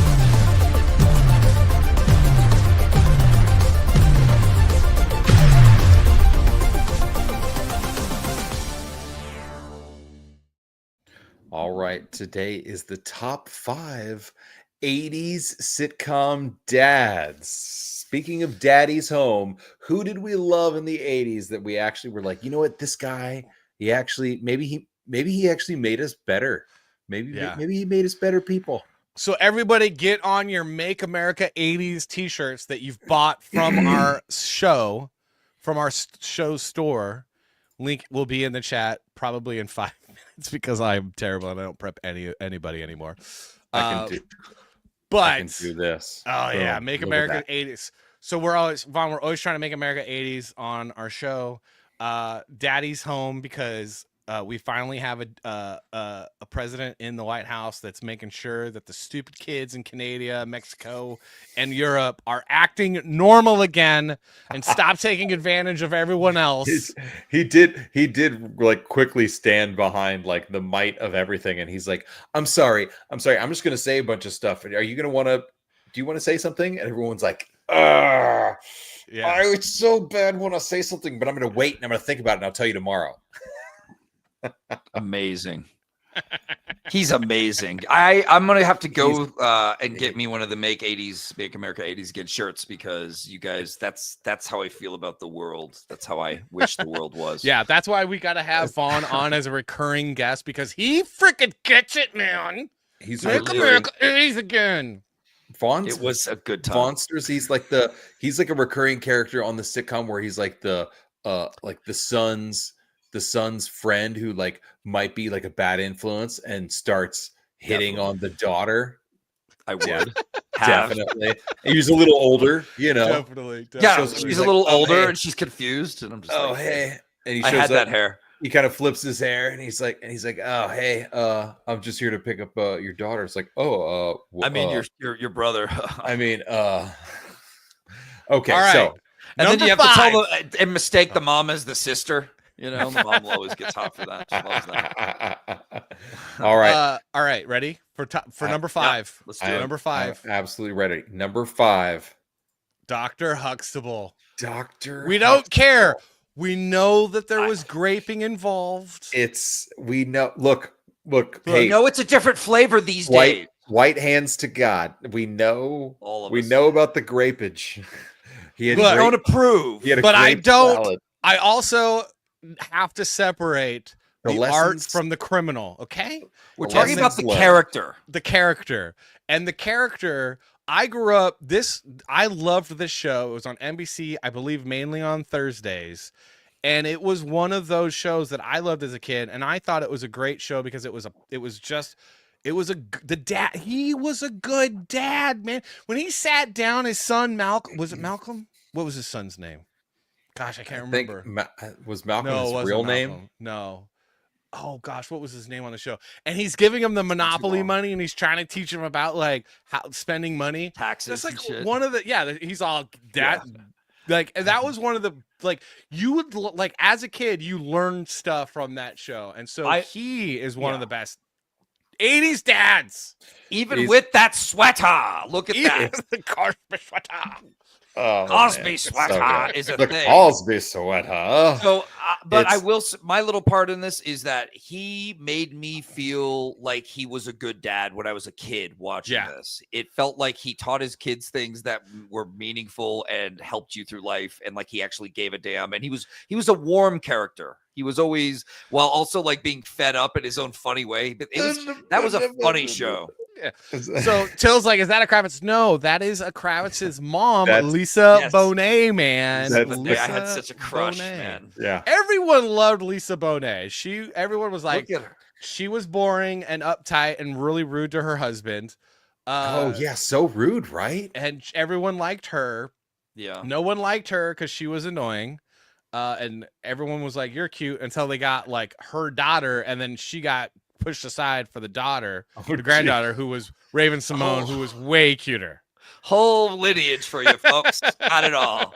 So number 5 on the list, Number Dr. 5. Huxtable from the Cosby Show. Minus the grapage and the grape salad and all Look, that stuff. the We art understand. is the art, It's- the crime is the crime, and they're not related, people. It's very Not- difficult to draw that line, but nonetheless, we have done it today on the Salty and Savage Show, and he's number 5. Number 5. All right. Number so, 4. Number 4. Bringing it up. Mr. Keaton. Even though he was a dirty hippie liberal, he was a pretty good dad. He was a pretty. I mean, that's a good pretty dad. LGBTQ sweater Yeah, right it there. is. I'm just Another saying. sweater. Behold. Well, it was the 80s, man. It was all about, in the 80s, you could be losing your hair too, and no one cared. You could have the high forehead, and it was just like, it was fine. He was It likable. fine. The high Yeah. forehead. Oh Yeah. my gosh. That's so funny. The super, it's not a receding hairline. It's just a high forehead. Just a high The, forehead. si- just a the high sister. forehead. All right. Can we just say that the sister, I mean, come on, get out of here. Oh my gosh, what happened to her though? She did not age well. Oh, Justine my Bateman gosh. did not. Although No, getting not kind of not Justine, the other Oh, sister, or was she oh. the the annoying one, the little one that was annoying. annoying one? That's what I I mean, was. she already looked bad as a kid, so I don't know. Yeah, she never did anything again because really, She- Got out of acting. no one wanted to look at. someone's gonna correct us. I'm sure. But she's done some things. Michael Keaton, Like or Alf. Michael Keaton, That's Alex what- P. Keaton, Michael J. Fox's character was an amazing character. I was a lot like this character when I was a kid. I used to tell my dad the virtues of Richard Nixon and debate my father in 5th grade why Richard Nixon was a good president. Wow. My dad was like, Richard Nixon was a terrible I- president. And to this And- day, I'm and- still right and he's wrong. And you wonder why you live in the woods. Okay. So, needless to say, though, Mr. Keaton, fantastic dad. Like, I mean, we're giving him a little bit more than Cosby, probably because of the graping. Well, yeah, only because because of the graping, Savage just a was like, I don't know, because of all the crime, and I'm like, look, the Hey, art is the art. Was there no grapage involved? Like, Would Dr. Cosby, Huxtable he would have been way higher on hit- the list. I'm just saying. use Rohypnol on people or whatever Yeah. it is? Yeah, No, he would not. no, prescribe he that. didn't. He He would not have do thought that was really bad, Vaughn. He would right? have not He prescribed would have sat that. someone down and used Monopoly money to explain why date rape drugs are bad. Okay. Exactly. Okay. Although Okay. on this show we say grape because apparently YouTube Oh, is a date bunch grapes. of funny mustache wearing people with gray uniforms. Anyway, Grapes of Wrath. I got you. So Michael he P. was- Keaton was the only reason I watched the show, really. And yet I still remember him as being a warm, good dad to his Yeah, kids. And he was, was a good funny. dad. And he was like, he wasn't ever threatening or anything. He was just, you yeah, know. Remember like the Wonder Years? He's Evan definitely was the scared shitless of his dad. yeah. oh, Is he on here? I wonder if he's on Right? here. Maybe not. right. He was scared of his dad. Yeah, this is That was a much more different the- type of dad. This is That much was- more the warm, like, oh, go ahead and tell me about your sexuality, son. I've got the right sweater for it. Yeah, I wore I had a feeling, if you know what I mean. If you know what I mean. All right, All so we right. got number three. Number three. Oh, Philip Drummond, Mr. Drummond from We got Different different strokes. Strokes. Different got strokes. Different strokes. Different strokes. And So growing up, this show was on rerun every day after school. and I rerun's not in this absolutely- show. Oh, sorry. On reruns, you silly person. Look at that tie, by the way. That's a 70s tie in an 80s show, people. Wild man. That's wild. a 70.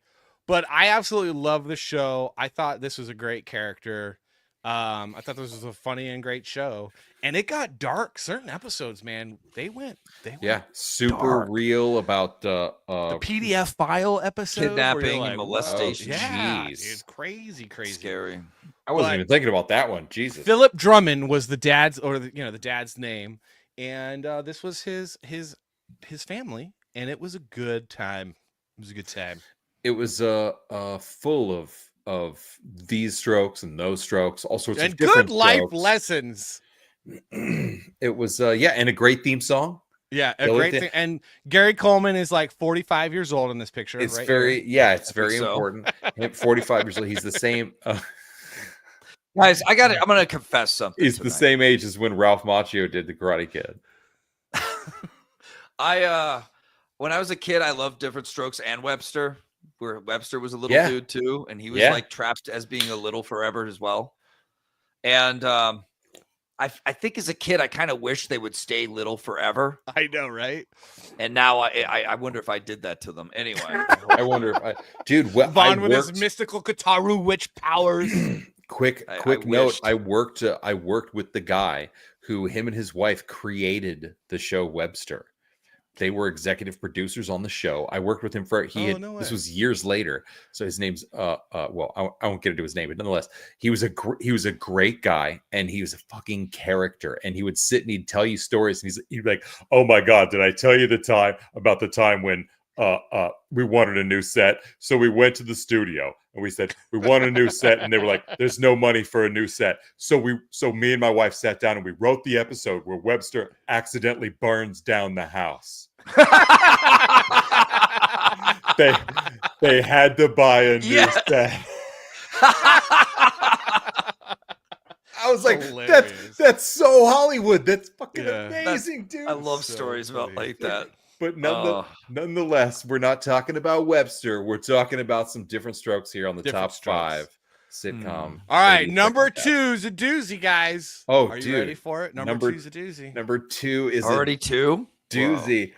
My two dads. It's Paul 2 Reiser and that double other guy. dads.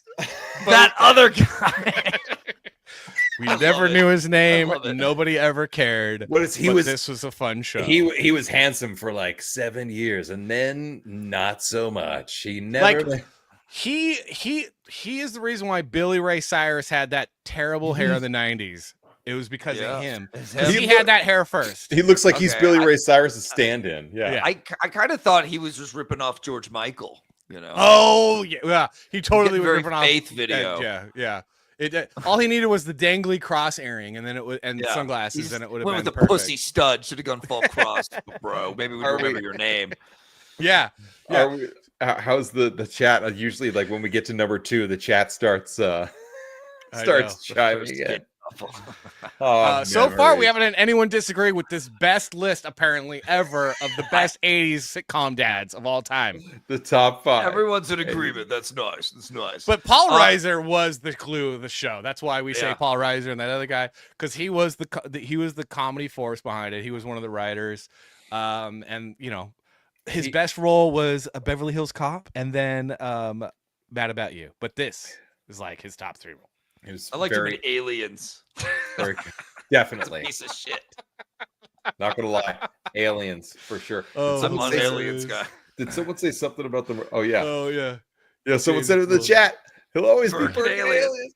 Hilarious. Me too, man. I can't get it out. That's fantastic. Well, I actually never watched this one, so I can't comment or critique. No. Just got to let you guys be the judges on that. We have an honorable mention. There is no escape.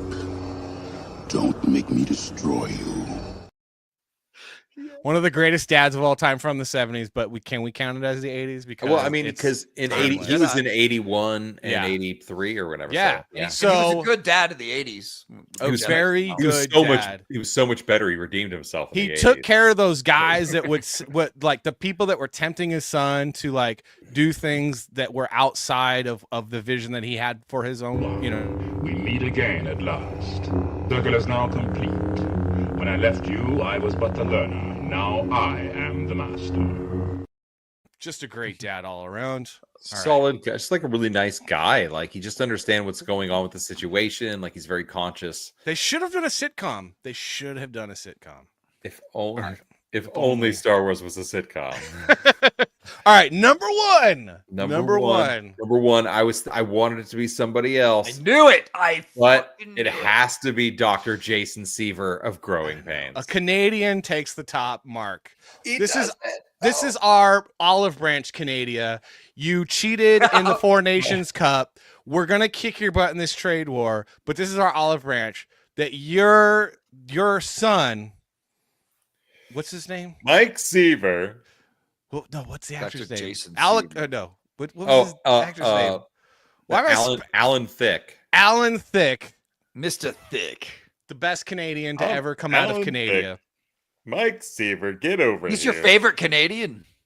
He's your I favorite? mean, yeah, he might be my favorite Canadian, other than Wayne Gretzky. Wayne's pretty Okay. good. So I watched this as a kid, but I kind of, it's a little hazy. So I can't, I just remember liking him as a dad. I thought he was a good dad, but were I you don't drinking remember him as heavily much. or something like that? No, it's just like I didn't watch this one like I did the other shows as much. I didn't hate it or anything. It's just kind of like I absolutely loved the show growing up. There was something about this show that was just like really comfortable. It was like a comfy, it was like a comfy couch, It was exactly. The 80s were trying to get everyone into the medical field so that they could later sell us drugs to make money. It was all a scam by Big Pharma. Little did we know Pfizer was writing most of these characters. And Dad's a doctor. Everyone loves him. Yeah, Dr. Till says, no, all my money was the reason why Al Bundy wasn't even considered for the list. I mentioned him, but it's because he's a terrible dad. He's a terrible dad. He kind of is a terrible It's like dad. having Homer be on this list. You can't. Homer is a terrible dad. This was good dads, not funny dads. Not, this was good people dads. You wish were your dad. Like, because Al would just be like, fuck no off, one wanted Al but I Bundy love as him. their father, okay? Like, everyone wants to hang out with Al Bundy. Everyone wants that guy as a friend. Nobody wants that person as a father, as an 8-year-old, 10-year-old. Okay, that's not. I mean, you don't want any female, to get shoes from him, but nonetheless, yes, those kids were abused just enough to be successful. Were they though? Were they? Oh, were they? It seemed fun at the time. My real dad was Al Bundy. Yeah. So, any other honorable mentions? The dad from Alf, the dad from Small Wonder, the dad from Alf, Willie Tanner from Alf, who ironically has the same last name as what's his name, Tanner from Full House. Oh my gosh, Till's cracking me up, guys. Sorry, dude. Alf, I'm not gonna lie, I did think, I was like, dude, we gotta have. Oh yeah, that would have been. He was kind of Willie, an annoying dad, though. He was. Jerk dad, though, too. Alf, not on the carpet. Oh, not the cat. Oh. He was like a lesbian dad.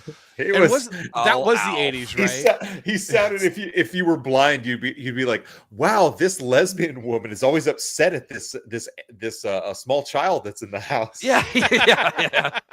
Oh, Alf. All right. And then what about the dad from Silver Spoons? Oh yeah, also great. Also great. It was very difficult because that's a tough list. Yeah, because Silver Spoons and Growing Pains and different strokes Family were all Ties. just like, ugh. Like Growing Pains was that an hour program or was that just a half-hour program too? That doesn't feel like a sitcom though, because it wasn't a situational comedy. It was just like a story. Which one?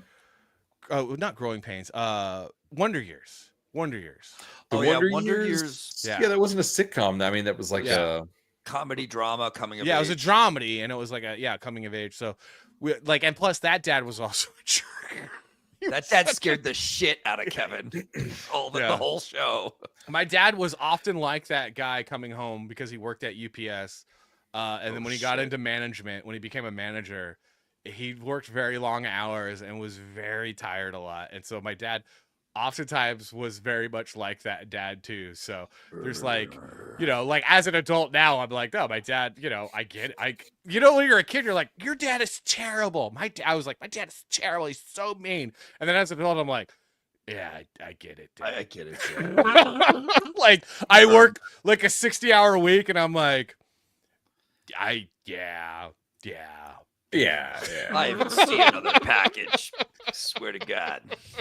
All right, let's wrap this up. That was number 1 on our top 5 list. That was the 90s, Amoeba. That was the 90s. I know. She said that. She was like, it was not the 80s, but you missed the best. Tim Allen was so good. I love to rewatch old Home Improvement episodes. Just throw them on. But I have issues with that one. I have issues with that one. The reason why I have issues with that is because that was the beginning of wasn't- the he wasn't- trend of he the wasn't the- doofus dad. He wasn't the best dad, but he was so great. Yeah, but I like the incompetent father is like such a. It's He was. That was the so- thing. That was the irony. It was like he was so smart, but when it came to the household and the dynamic, he was just slightly doofus. Yeah, Yeah. and that became the trope. That's clever though. That It's works. endearing. That show's endearing because it's like he's a good guy, but it became such a trope that it's like. It's just eye roll. It's in every commercial. It's in every show now. You're just like, we get it. You want men to be stupid, but the reality is that you need. We us run this because shit. You suck at everything. We run this shit. Big balls. Listen, here's the thing, man. Big balls. What I get why that trope exists though, because when you're a kid growing up, like you think your dad's an idiot. Like you think, like you don't take your dad seriously. Yes all, and the no, dad yeah. works his ass off and he gives everything, and then nobody gives him the proper respect these days. Nobody and does. and the shows reflect that in a way. Yeah. But I thought on what was that show? Is it just All American Family or whatever with the really crazy doofus dad and at the same time he would do things that would fix everything at the last minute and be really brilliant. Like he was autistic or some shit. But like, but I totally get the doofus dad trope too. It's fucking overplayed, and you know, they always treated Al like he was the dumbest dude ever. But like, Al wasn't stupid. Like he was. Yeah, Sometimes he was. He knew what was going. Yeah, he knew what was going on. He was just so indifferent to everything. He was like, hey, Just whatever, fed up. whatever, Peg, Whatever. whatever. Whatever. Well, also because nagging women are annoying. All right, let's go ahead and shut this down. This was our top 5 80s sitcom dads.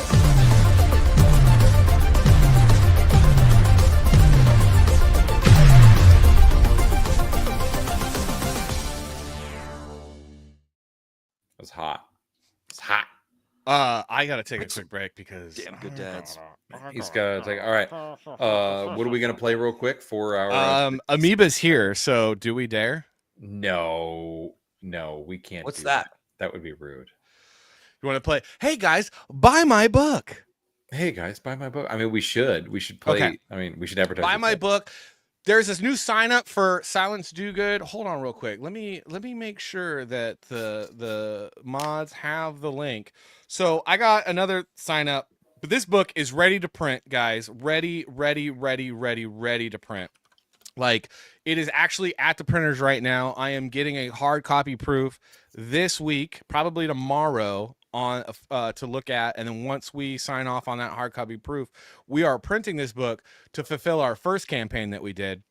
Because Vaughn, we raised a little over $14,000 on the first campaign, which I was really excited about. That's amazing. As a virtual nobody, like I came onto the scene, you know, nobody knew who I was and was able to raise that much money. But we're going to be doing a second campaign where we've added, so people that have Silence Do Good, great. We added a bunch of new art, 4 new pages to the beginning of it, so that it makes the story a little bit better and a little bit more complete. New lettering, the whole, and it's got a sneak peek preview of the comic book that I just announced. And if you're not familiar with what Silence Do Good is, check out the trailer. But it is a time traveling Ben Franklin who gets trapped inside a VR program that is run by an artificial intelligence designed by an evil, wicked CEO of a tech company that's trying to take over the world. Again? No, but really what this is like, Franklin. this is a story about a Benjamin Franklin who's a teenager. So it's like a new look at Benjamin Franklin. He's about 19 years old. And he is kidnapped a little too early in the time stream. Why is he kidnapped? That's a mystery. But he gets kidnapped and actually downloaded into a computer program that's like kind of like social media on crack, a video game on crack, that basically everyone lives inside this VR program. And he's trying to get out. And, you know, spoilers, he might not get out, or he might. But there's some time travel involved. There's some history involved. And really what it is a story about what is the purpose and meaning of life in a world where free will is being stolen.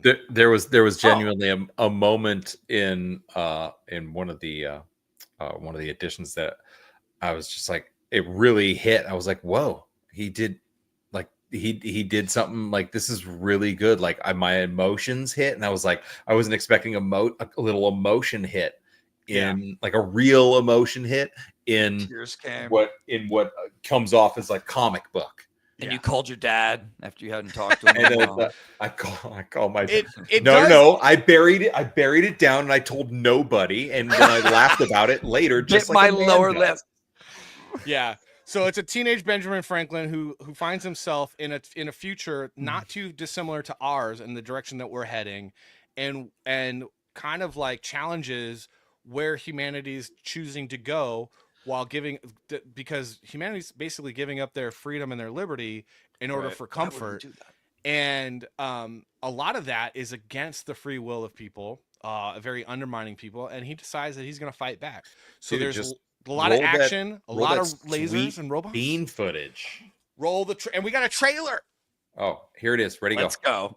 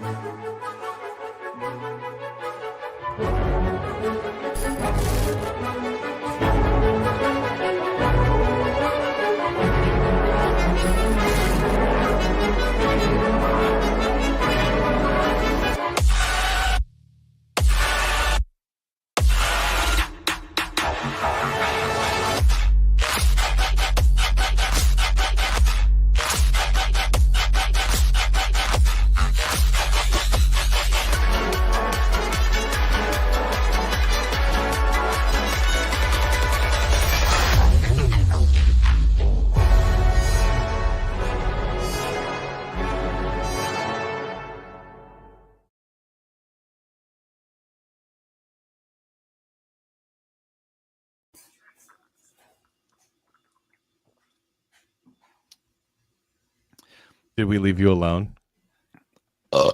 Are we still live?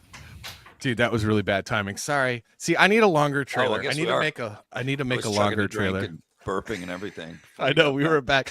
I need to make a longer trailer. This is okay. So Amoeba, this is why we play the OJ song, because it's much longer. And sometimes I have to pee. We're working on new music, so yeah, we'll get hopefully stuff that's a little longer. We can play my music video occasionally. I don't mind that. Oh yeah, we can play that. We gotta make some more music, but I gotta get a longer trailer. Maybe I should ask Vaughn to make one. Hey, I'm here. Pay him. I know. I make trailer. You make really good trailers, actually. I wish that I do. Does one of your projects have a trailer? Does Terra?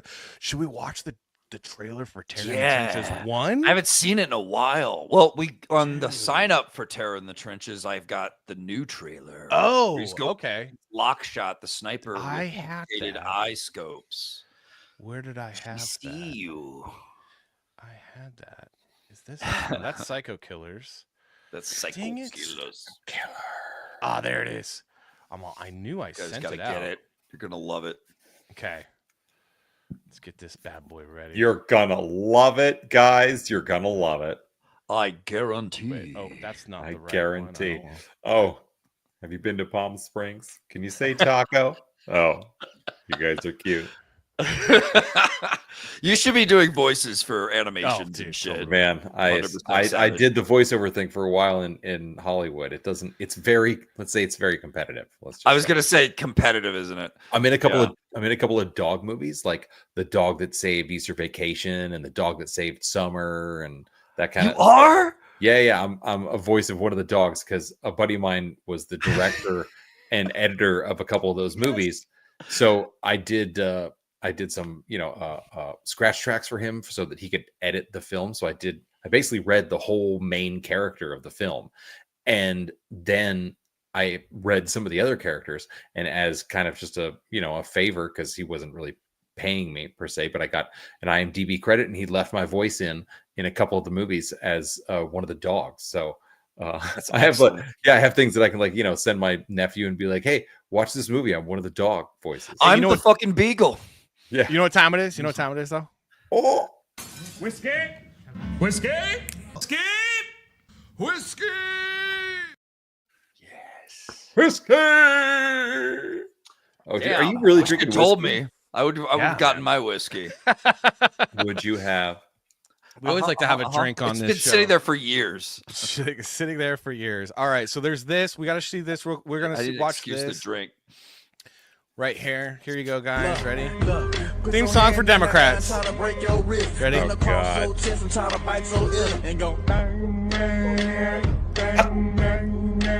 There's your theme song for Democrats. Sorry. Okay. So that's amazing. Oh my God, you're All terrible. right, Terror in the Trenches. This trailer hits hard. I love it. Vaughn does really good trailers.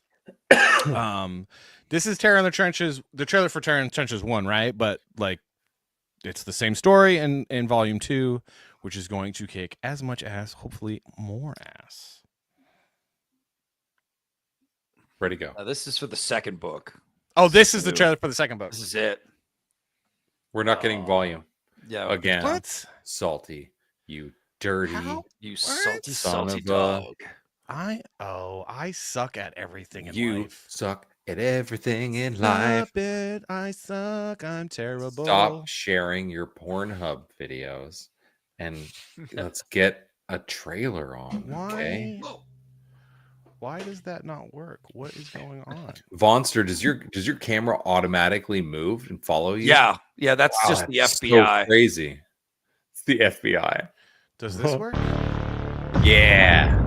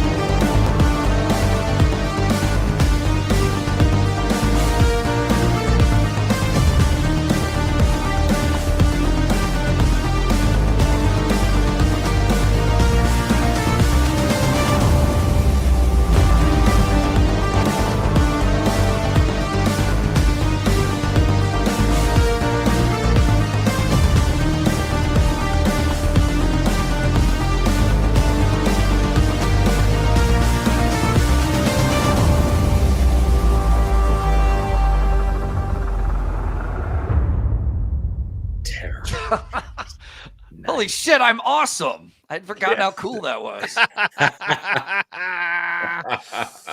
Yeah, dude.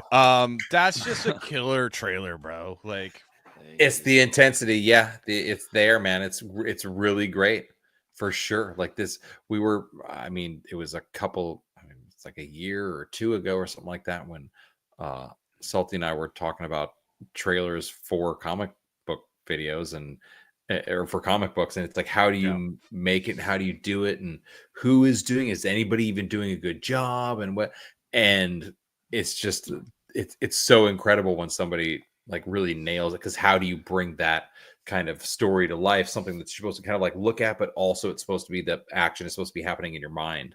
So how do you present that on the screen? Vaughn does an excellent job at the music and the movement. Fantastic. I just look at it like telling another story. Yeah. And it's like I have the chance with the tech we have now to make it move a little bit and do interesting storytelling things with it. And I'd never done some of the things before that you saw in that trailer with the clang sound effect popping up and then telling the story. And I've never done that before, and it came out so cool. It was fun because it's the same song as from the first trailer, but then I break into the song and just start having that clanging take over and kind of like stir you up. And it really is like as if I'm making trailers for. I would do the same thing for a movie, the same type of approach, I'll be honest. Like I used to work at a company called Trailer Park, not a trailer park, but a company called Trailer Park. And guess what? They did movie trailers. Huge company in this. And you definitely could easily get a job as an editor at that company with the trailers that you do. No joke, not kidding. And you have an amazing taste in music, my friend. Amazing taste in music.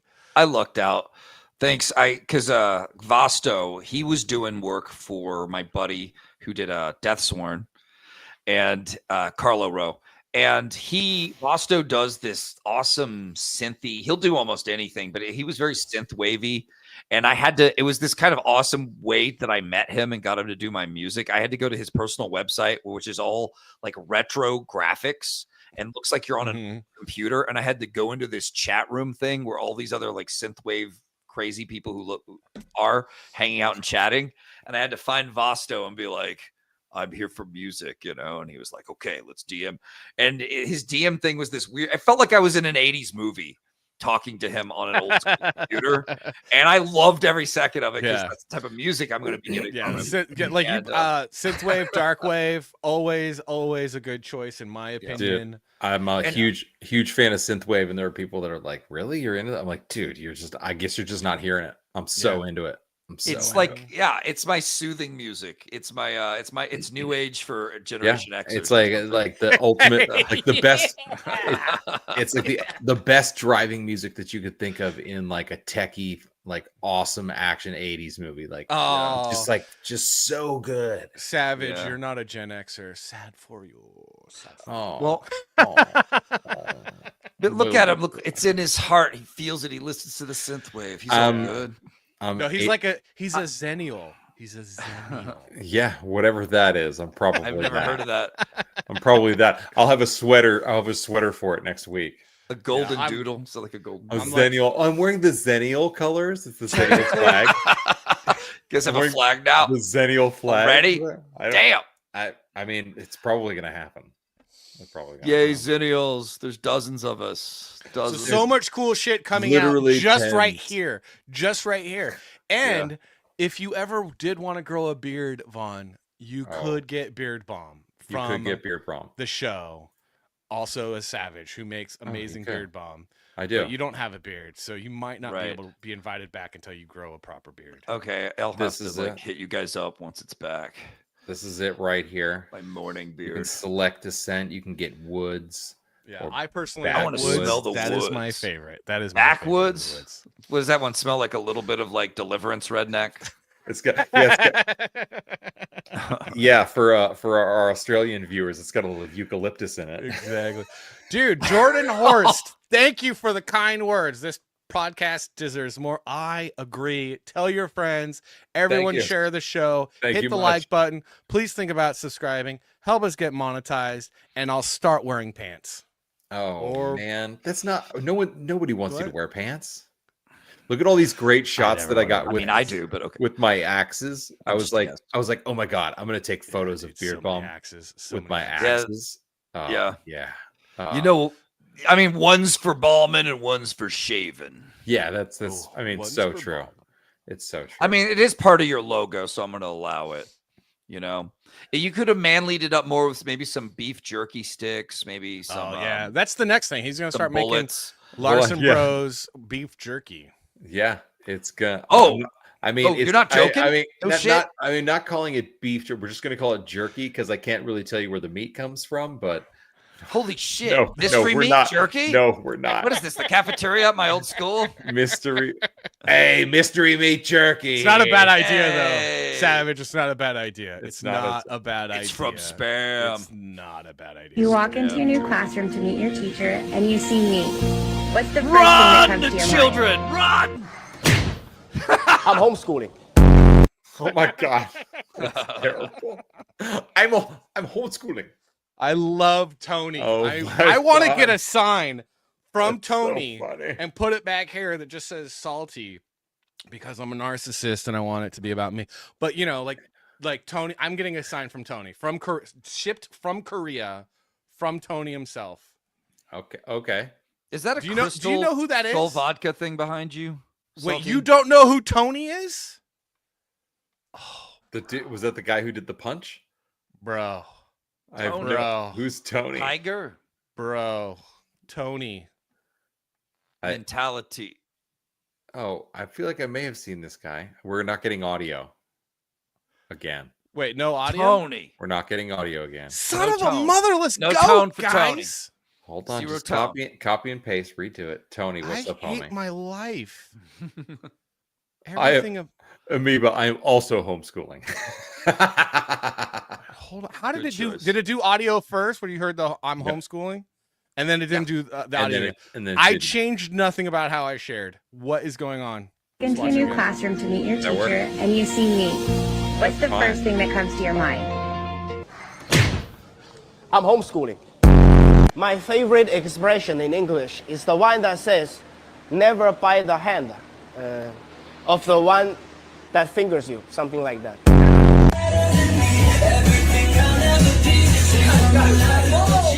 What's up, California? My name is Alex. What's up, Maiden? I'm Oliver. I'm Brian. And I'm Dylan. And together we are Gay as fuck.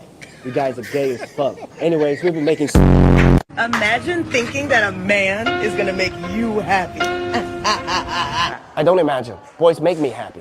Anyway. I am my boyfriend's first black girlfriend, and If you're black, then I'm black too. We bring in the studio this morning one of the gay rights activists, Mr. Shall I call you Mr.? Pepe Julian Onzima. Thank you for coming in. Good morning. Why are you gay? My boyfriend loves 3 things: football, fried chicken, And cock. Anyways, check out. What's up, homie? I'm Tony. If you want to order signs for your franchise stores, make sure you buy from a responsible sign. Oh my I love god, Tony. Everyone buy a sign. It's funny. I'm buying a He's so- sign. he's so I'm good. gonna Oh buy my a sign. god, what? Good stuff. Guy makes me laugh every time, all the time. He delivers. He delivers signs and laughs. Those are the 2 things that Tony Dude, delivers.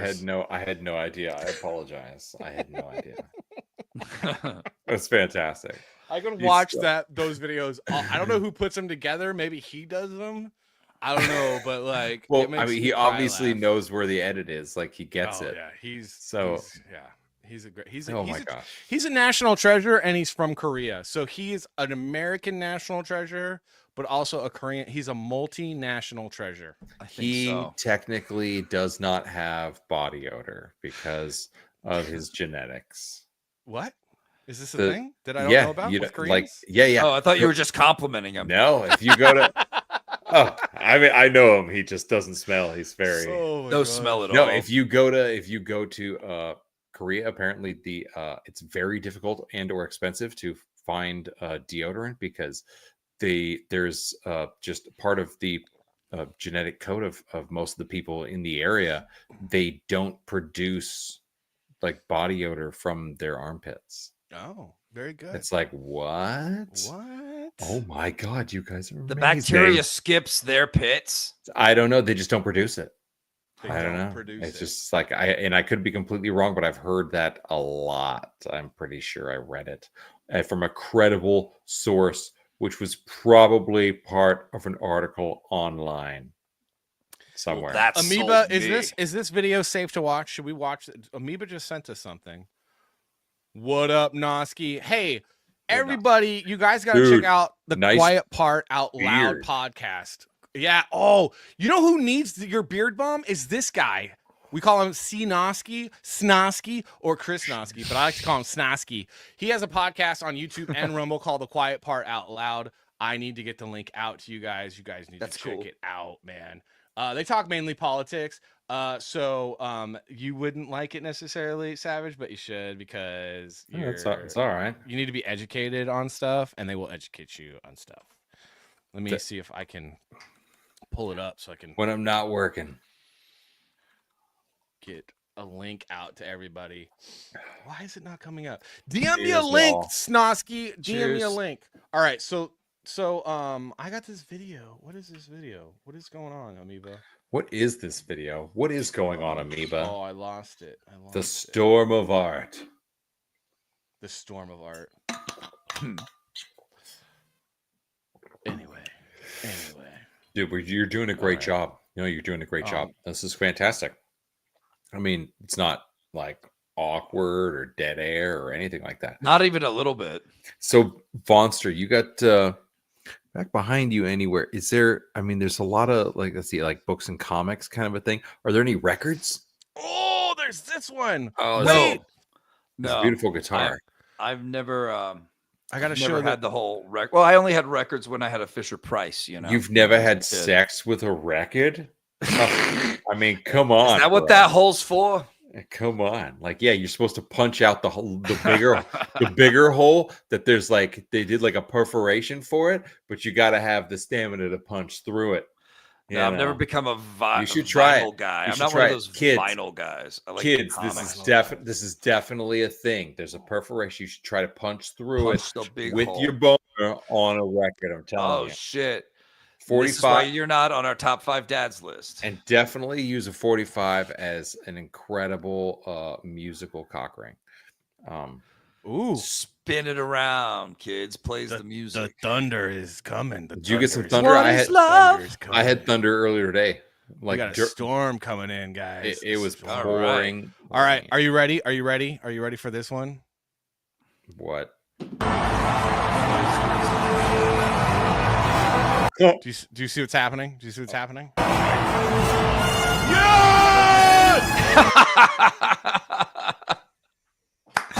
He was not elected. This is what victory feels like. Oh yeah. Oh yeah. This Tesla empire. This was important, some are not, but this one, this one really mattered. And I just want to say thank you for making it happen. Thank you. And the ending. They made this video. So someone made this video as a dig. Like, this is like, is she just bad? Just bad. This is really bad.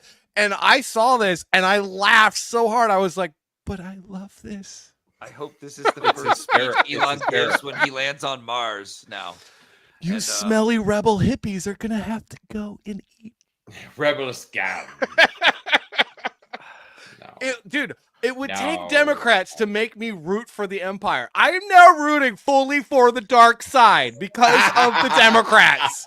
Like, what? Like, Darth Vader was cool. General Hux was not cool, but now because I know who he is and he should be the next Doctor Who, he's also cool again. He was also a ginger, but luckily he's a great actor. He should be the next Doctor Who. That would be great. The Empire is cool. Screw the Rebel Alliance, you smelly hippies. Smelly. I mean, the smelly. Empire are the people that Elon is auditing currently. Yes, it's true, obviously. So it's really fun to watch them act like he's some sort of diabolical man mad with power when really he's doing this like shitty job that he doesn't have to do. He skipped the salary on.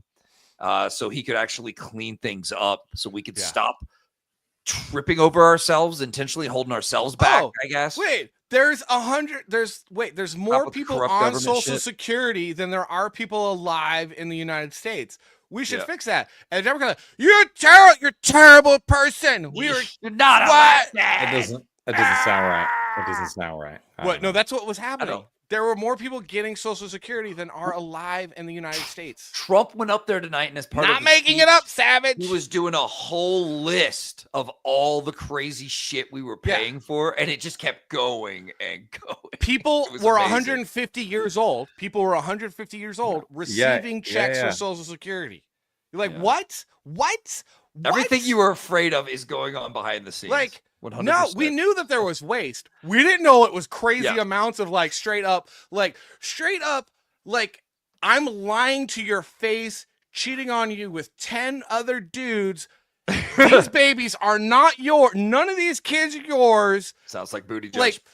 Like he's the guy that Elon Musk is the guy that goes, oh, so your husband also has a wife and kids in another county, in another state, and we found that out. And the wife that like has been getting cheated on or whatever, is like, you're terrible, Elon, for finding out the truth about my horrible, evil husband. Yeah. What? They're criminals. We have a criminal government. It needs to be flushed out. And like, that's what he represents. And that's why the left is attacking him now, even more than Trump in some ways. I see it on Facebook all the time when I'm terrorizing leftists on there, which is like my hobby now. Terrorizing them. I do. If they're going to keep my algorithm showing weird leftist propaganda and they're terrible memes that go on forever. They're like biblically long. I'm going to start terrorizing, and because they wouldn't give me any comic book stuff in that feed. Facebook is still a creepy propaganda machine for like white women to invite us to things we don't want to go to. Facebook is so weird. Yeah. Oh, are you interested in this event?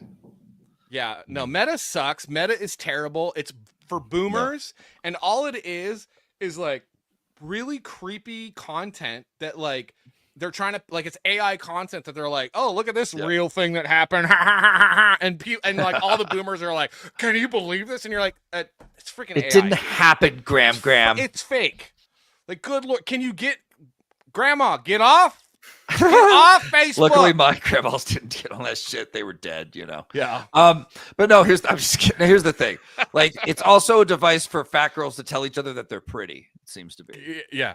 Oh my god. Yeah, it is. So, it's true. It's true. Fat, ugly girls are like, that's all I ever see. You're a on it. 10. You're gorgeous, and you're a 10. And you're like, honey, you're barely a 2. You're a 10 times 10, like times 100 on the scale, but you're not a 10. You're a 2. Jog a bit, get a personality, because there's not a lot you're working with. Okay, can't stand it. Oh my god, can't stand it. I spend more time on it. I should be promoting my comic company, and I just troll libtards on it all day. You're sometimes. still on. Why would you even spend like? So Instagram used to be cool did it recently until Mark Zuckerberg bought Instagram. Like Instagram, I loved Instagram. It's gone downhill so. Post a drawing, terrible. Yeah, no one likes like it as much. Get like 1,000 likes, right? Get like so much engagement, sell stuff. It was great. And then Mark Zuckerberg's like, "That's a nice social media thing you got there. I'm gonna buy it." And then it was like, "Oh, you made it shitty like Facebook, asshole. You ruined MySpace and you ruined Instagram. I hate you." No, but he's the Zuck now, and he grew out his hair, and he's wearing gold chains and got a tan. He's down with Trump. He's the Zuck. Dude, DJ Zucks a lot. Yeah. You know what? Zuck likes July is the Mark Zucks a lot Zuckerberg of indie D. comics. He sucks the fun out of everything. You heard it here first. I said it. I folks. don't care. I know. I'm gonna get all these people to come after me. Here's the thing. Well, Life should be here's the thing, fun. you It's should- hard enough having to work every day. Why does the freaking fun stuff gotta be freaking cringe? And I hate it. No, it's kind of fun. I have fun at his expense because his attempts at fun are so unfun that it's funny. Does that make sense? Yeah, I want it to go away. I know. Here's the thing. It shouldn't be controversial to make jokes or criticize each other. Yeah. But Well, it also, became I that want to way make for fun him, of the trolls, the trollish Democrats. I don't want to have to like circle the wagons. Like, I want to make fun of those guys over there. Stop making stupid shit on this side. We're winning, but we look like we're not cool or fun because of them. Does that make sense? Yeah, we I should be like reveling in it, winning, having fun. I mean, I'm gonna keep trying to have fun over here, or else my books aren't gonna be fun. You know? Yeah, exactly. But yeah. But I'm not gonna let anyone spoil it.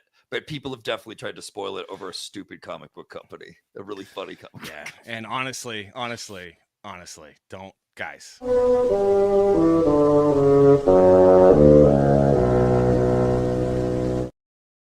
Don't be that. Don't be that. Don't guy. sell out. Don't be that. Don't guy. be a sucker. Don't be that guy. All right.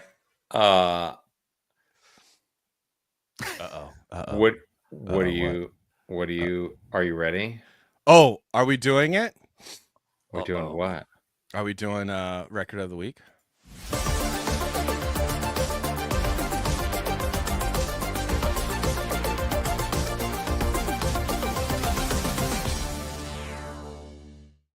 Oh man, what a sicky intro transition that was.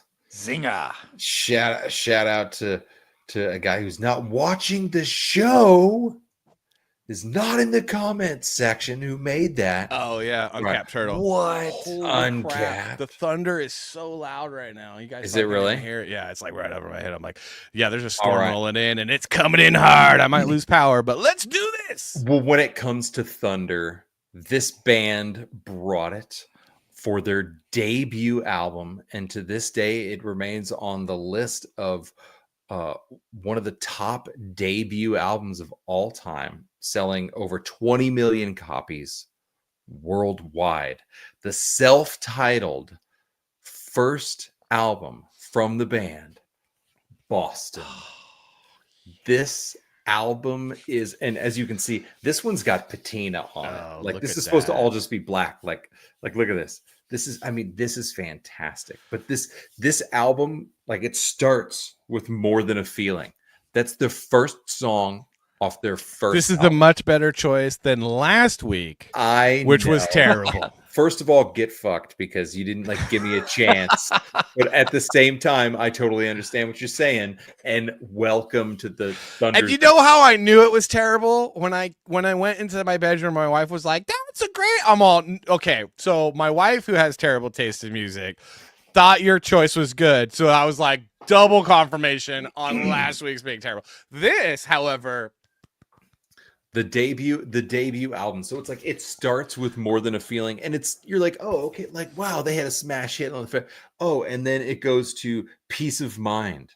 Oh, and the first song on the next side is Rock and Roll Band. It's also got Smokin', Hitch a Ride, Something About You, and Let Me Take You Home Tonight. these guys were influenced by bands like the Kinks and stuff like that, but a totally original like Boston sound. And it was these guys. It was the production of this album. The production of this album was actually pretty interesting because they had demos that they were sending to like CBS and people. And finally, I think Epic picked them up. And they were like, all right, we're going to send you to Hollywood and we want you to record in this professional studio. And they're like, sure, not a problem. So they totally faked that they went to Hollywood and they ended up recording most of the album in like the guitarist and engineer's, like his house. He did all the work himself. And he's like, hey guys, look, here it is. And they were like, "Oh my God, this is marvelous! We're so glad we paid for all that studio time." Now, does your record store have a website yet that people can buy some of this stuff on? We don't have no, because we're looking a very an in-person kind of a well, thing. yeah, it's a very niche. boutique. It's not. So we don't have so much stuff that it's like we have the ability to be constantly shipping things out. But we are going to be working on the Discogs. Like Discogs format. There's an app. It's called Discogs where all the records, it's where you find the value of every record you can find. There's a value for it. I say that you just sell your stuff to our audience on an eBay store and send out links, because that would be a good idea. But if for the people on watching that are new, because I see a couple of new faces, like Sleeping Psychopathy, I don't think you've been here yet. I've seen Sleeping Psychopathy, Big CG, Psychopathy. I'm Psychopathy. I'm terrible. That's what everyone else says. Big fan of Trashcast. Big fan of CG. Welcome. But I was just gonna say, for people that are kind of new, Savage has a cool store in his town that's a record store that also sells houseplants. Houseplants, yeah, we're Plants and Records, so you can find us on like the old people's Instagram, like at Plants and Records. That's old people's Instagram. Yeah, which is terrible. We may have terrible. Do we have plantsandrecords.com? Ooh.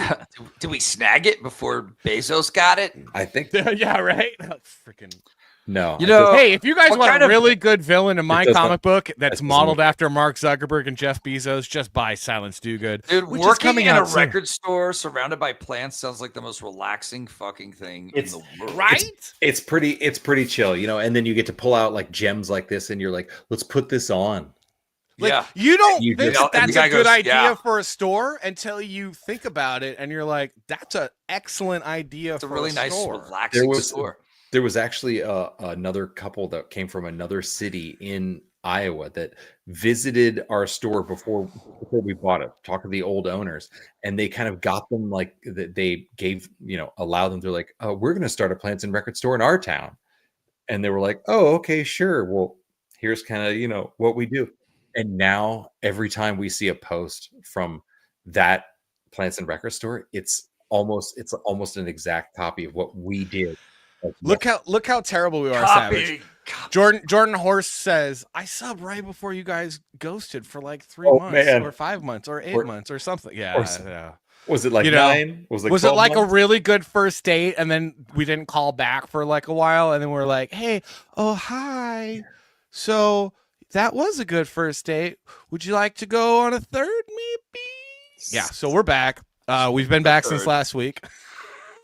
We're bringing Vaughn back as a regular, by the way, because I freaking love having Vaughn here, who's got an amazing voice for radio, and a face that any girl should want to date and make out with in the middle of the night. So this Boston self-titled debut album was, just to finish it up, was the record of the week.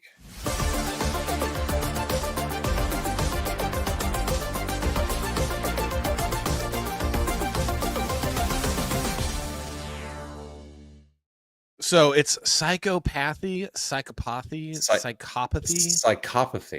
Apparently. So that like polymath or polymath or poly or hey, would you guys? You know what? Can I show you guys the T-shirt that I'll be selling on the Silence Do Good campaign? You guys want to see the T-shirt? Oh my God, please do. And you should definitely take a kite and fly it with a key right now with all the thunder outside. We have lots of T-shirts actually. There's a Salty and Savage Show T-shirt that you could check out at any time. Feel free to check that out. Oh, is it $16 right now? That's gotta be. There's no way. Public. How you guys liking them? I think I like them. It works. I mean, I have a whole T-shirt store that's got tons and tons of stuff in it, and it's pretty you get a few bucks for the designs. I'm not putting too much work into it, not as much as this guy does. This guy's a professional. I do that. So she was here for Vaughn, and I made it weird. I do that. I apologize for nothing. I apologize for nothing. This is who I am. All right, so check out my Vaughn. You tell me what you think of my T-shirt that I'm going to be selling on my campaign for Silence Do Good. Okay. The OG polymath. Right? A republic, if you can keep it. Benjamin Franklin, cool with cool sunglasses on. I was gonna have. To me, you're taking a little bit of a little dig at the Ripper. Am I though? Is it a dig or is it just he is the OG polymath? I mean, is everybody gonna know what the polymath is? Does anyone know? I might have to come up with a better. Do we need to hold on? Should we? It might be a little too. Inside I understand what it is because I had to look up what a polymath was. Ben Franklin's really good at a lot of things, and that is true. He was really good at a lot of things. He is the OG American polymath. He's a Renaissance man. Throughout the night. He would be like, "I need a new, fresh, cool bed of cool sheets to help my brain," and he would get in another bed in the middle of the night. You ever read about that? Oh my God, this is a better idea. Polymath. See, we need. Can you please come back? What a fantastic idea! I think it would be better. Basically, a better idea if I misspelled it. The OG polymath. And people will ask, like, "What's with the polymath?" That's kind of funny. That's actually pretty great. It's great. I say use it. Who's polymath? I might steal that, put it in my back pocket. Keep it, bring it out for a later date. She has good ideas. Yeah, that's a little inside baseball, but also maybe a secret tier. Maybe a secret tier. Maybe next level. Only the true polymath can find it. The secret. Get it? Oh my gosh, dude, so much. My wife's like, "Can you please stop talking about him? Can you please stop talking about it because it's getting old?" I'm like, you're right. It is getting old. It's getting really old. Yeah, I still laugh. I'm still laughing. I know. I can't help it.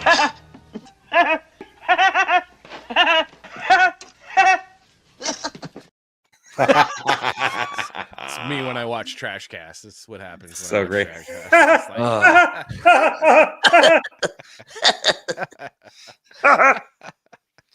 My friend had one of the Pee Wee dolls growing up that you pulled the cord to get him to like disable things. Like yeah. I had one of those. Spurg fits. I was not allowed to watch that show growing up as a kid, but I still did. It made it forbidden fruit for you to watch. I know, I still did because it was hilarious. But it was a terrible show for kids. I mean, there was one episode where he had mirrors on his shoes, and he walks up to the girl wearing a dress, and he's like, "Ah!" And I was like, watching that later because I have like all the DVDs, and I watched it later, and I was like, this show's not for kids at all. He made it out of spite because they didn't cast him on Saturday Night Live. Oh, really? I did not know that. It was such a great show. Word of the day. Yeah. Lawrence Fishburne. Word of the day. Yep. All right. Old Larry Fishburne. Old Larry Fishburne. Little Well, we are at beyond the 2-hour mark, and it's late, dude. It's time for bed. It's getting there. It's definitely. I want to say thank you to the new people. Man, I want to thank you for the regular people. I want to thank you for all you. Vaughn, thank you for coming on the show and hanging out with us, man. You guys, it's always a blast. I forget I'm on a show. I feel like I'm hanging out having beers with some good guys, and that's what you are. So you're running a great show. You do deserve even more people checking you out, spreading the word. Thanks, man. Everyone tell your friends. You're fun. The show's fun. We have a lot of fun when you're on here. So honestly, like no joke, I'm not kidding when I say like I want to kind of keep bringing you back because I have a really, really good time hanging out with you and talking comics. And what I love about it too is like with guys like you, I get to like learn a little bit more, right? Because it's like I worked in entertainment, advertising in Hollywood for like years. Coming into the world, making my first comic book ever. There's a lot to learn, and then hanging out with guys like you and like how passionate you talk, like just even learning, like you listening to you talk about your 2 projects that are out right now. Please sign up. Please put the links in the chat. Really, really exciting, and I get to learn how you do that, and you're so good at that, man. And it's been really cool being in CG and being part of it because I get to learn from people like you. So thank you. You're most welcome, man. I was gonna be a teacher before CG. So really? I can teach people a few cool things. It kind of makes me happy. Yeah, I was, but I realized I get canceled as a professor in about 8 seconds because I tell the kids the truth. You know? Like, you are on a tax plantation. Fuck. Yeah, you're a slave. Slavery didn't end. It got recreated in 1913 by Woodrow Wilson and the progressives creating income tax. You're still a slave. Dude, did you hear? DEI means didn't earn it, and then did you hear the report? First of all, Tank Ferret, what up? Ahoy, what up, dude? Sagacious scallywags. But the I think that they're gutting the IRS. Yeah, they need to eliminate the IRS. Jesus. Okay, make that a national holiday. They're talking about like they're eliminating like a massive chunk of like the 90,000 people or something that are involved. Oh, I got one thing to say. I know I ramble. Sorry, guys. Wow. There is one thing. There's a person out there that's like, I'll wear a MAGA hat when Trump gets rid of income tax, and didn't vote for Trump, but then tries to pretend like they're like libertarian, conservative, like on our side, and they're not because they're like they didn't vote for Trump. They haven't supported any of the liberty movement, any of the Make America Great Again movement, or any of that. Are they really for liberty? But also illiterate because Trump can't get rid of income tax. That has to be an act of Congress that writes a law that says we will no longer tax because the 16th Amendment gives the power to Congress to tax income. It was designed to be only for war, but once a tax, they always keep the tax. Yeah. And that was always, it was designed to enslave Americans and to control California Americans. Is captain, once a tax, always a tax. Yeah. But Congress has to write the law. However, Trump, it being super based and awesome, is gutting the hell out of the IRS. And he fired basically all the people that Biden had hired and is going to do it more and needs to because income tax is slavery. There you go, kids. Something fun to end on, kids. What a positive note. Any final thoughts, Vaughn, before we partake? I mean, part ways. Leave, part ways. I can't talk. Yeah, I just want to thank you guys and thank everyone for supporting awesome indie comics. You have good taste. You're ahead of the curve. You're supporting the cool next thing before it's cool, and I appreciate you for that. And I think you're cool for that. You have excellent taste. And what else can I say other than check out my books, check out my website, RiseAgainComics.com. Yeah. Link is already in the chat, Baron, on it. Please check out Rise Again Comics because he's got how many books you got now? Like 5 books? I don't even know anymore. I can't keep track. You got so many books, bro. I just recently put up digital editions of my books on my store. So if you want to grab a book for $10 and keep it with you on the iPad or whatever, the phone, when you're traveling, you could do it now. Although I will say a comic book is like a woman. It must be held in your hands and touched. I get it. I get it. I like that. I like that. I get it, but sometimes it's got to be like your left hand. Yeah. You know? Vaughn's books are great. Yes. Dude, yes, that is such a great. Did you see like how great is that thumbnail that you just brought up? That Vaughn is great because it looks like Spider-Man, but then it's definitely not But Spider-Man. it's like totally not Spider-Man. I thought Yeah. that was Spider-Man, Yeah. but bringing it back up, it's Bob's. Right I was there. like, wow. That's some Bob's. Speaking some of Bob's. holding them in your hand, That is a great yeah, well, yeah. Spider tits. And Shoots again, out everyone, webs and it's really creepy. Snosky, I need a link, dude. I don't have a link for your show. I need to promote you, man. I don't know how to read though. I don't know how to read. All right. He needs some Beard Balm. Oh, should we send everyone out that's new that hasn't seen it yet? Amoeba, we love you, but I don't care. Oh my God, we're doing it. Do it. Please do it. Please We're do gonna it. do Vaughn, it. Hang out for a second. I want to talk. We love you, ladies and gentlemen. Yeah. You've been Yes, awesome. sir. We're gonna take you out with OJ's Last Ride. That's right, baby. We appreciate you all. Salty and Savage Show. Check us out next week. We're doing Tuesdays, 9 p.m. Central. Unbelievably, the most watched, most wondered about man in America has gone missing tonight. The intersection of the 5 and the 91 freeway. One thing we have been noticing, again, it's a very slow pursuit, followed by numerous highway patrol vehicles. But because of the intensity, it seems like people have heard about what's going on. And all the overpasses that we've seen have been lined with cars. Guilty shadows haunt the night. Dark secrets locked away so tight. OJ on the run. Oh, what a sight. High speed chase, sirens blaring in the moonlight. Fame and glory now turned to shame. The taste of freedom lost in this twisted game. OJ, the man with the bloodstained fame, innocent or guilty, who's to blame? Running from the truth, chasing dreams in the night. Oh, OJ, you can't from my faithful light. Guilty shadows follow you, day and night. In the darkness, justice finds a smile.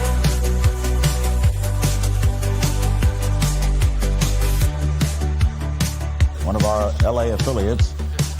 Police believe that O.J. Simpson is in that car. Okay. Police believe he is in that vehicle. 911, what are you reporting? This is AC. I have OJ in the car. Fame and glory now turned to shame. The taste of freedom lost in this twisted game. OJ, the man with the bloodstained fame, innocent or guilty, who's to blame?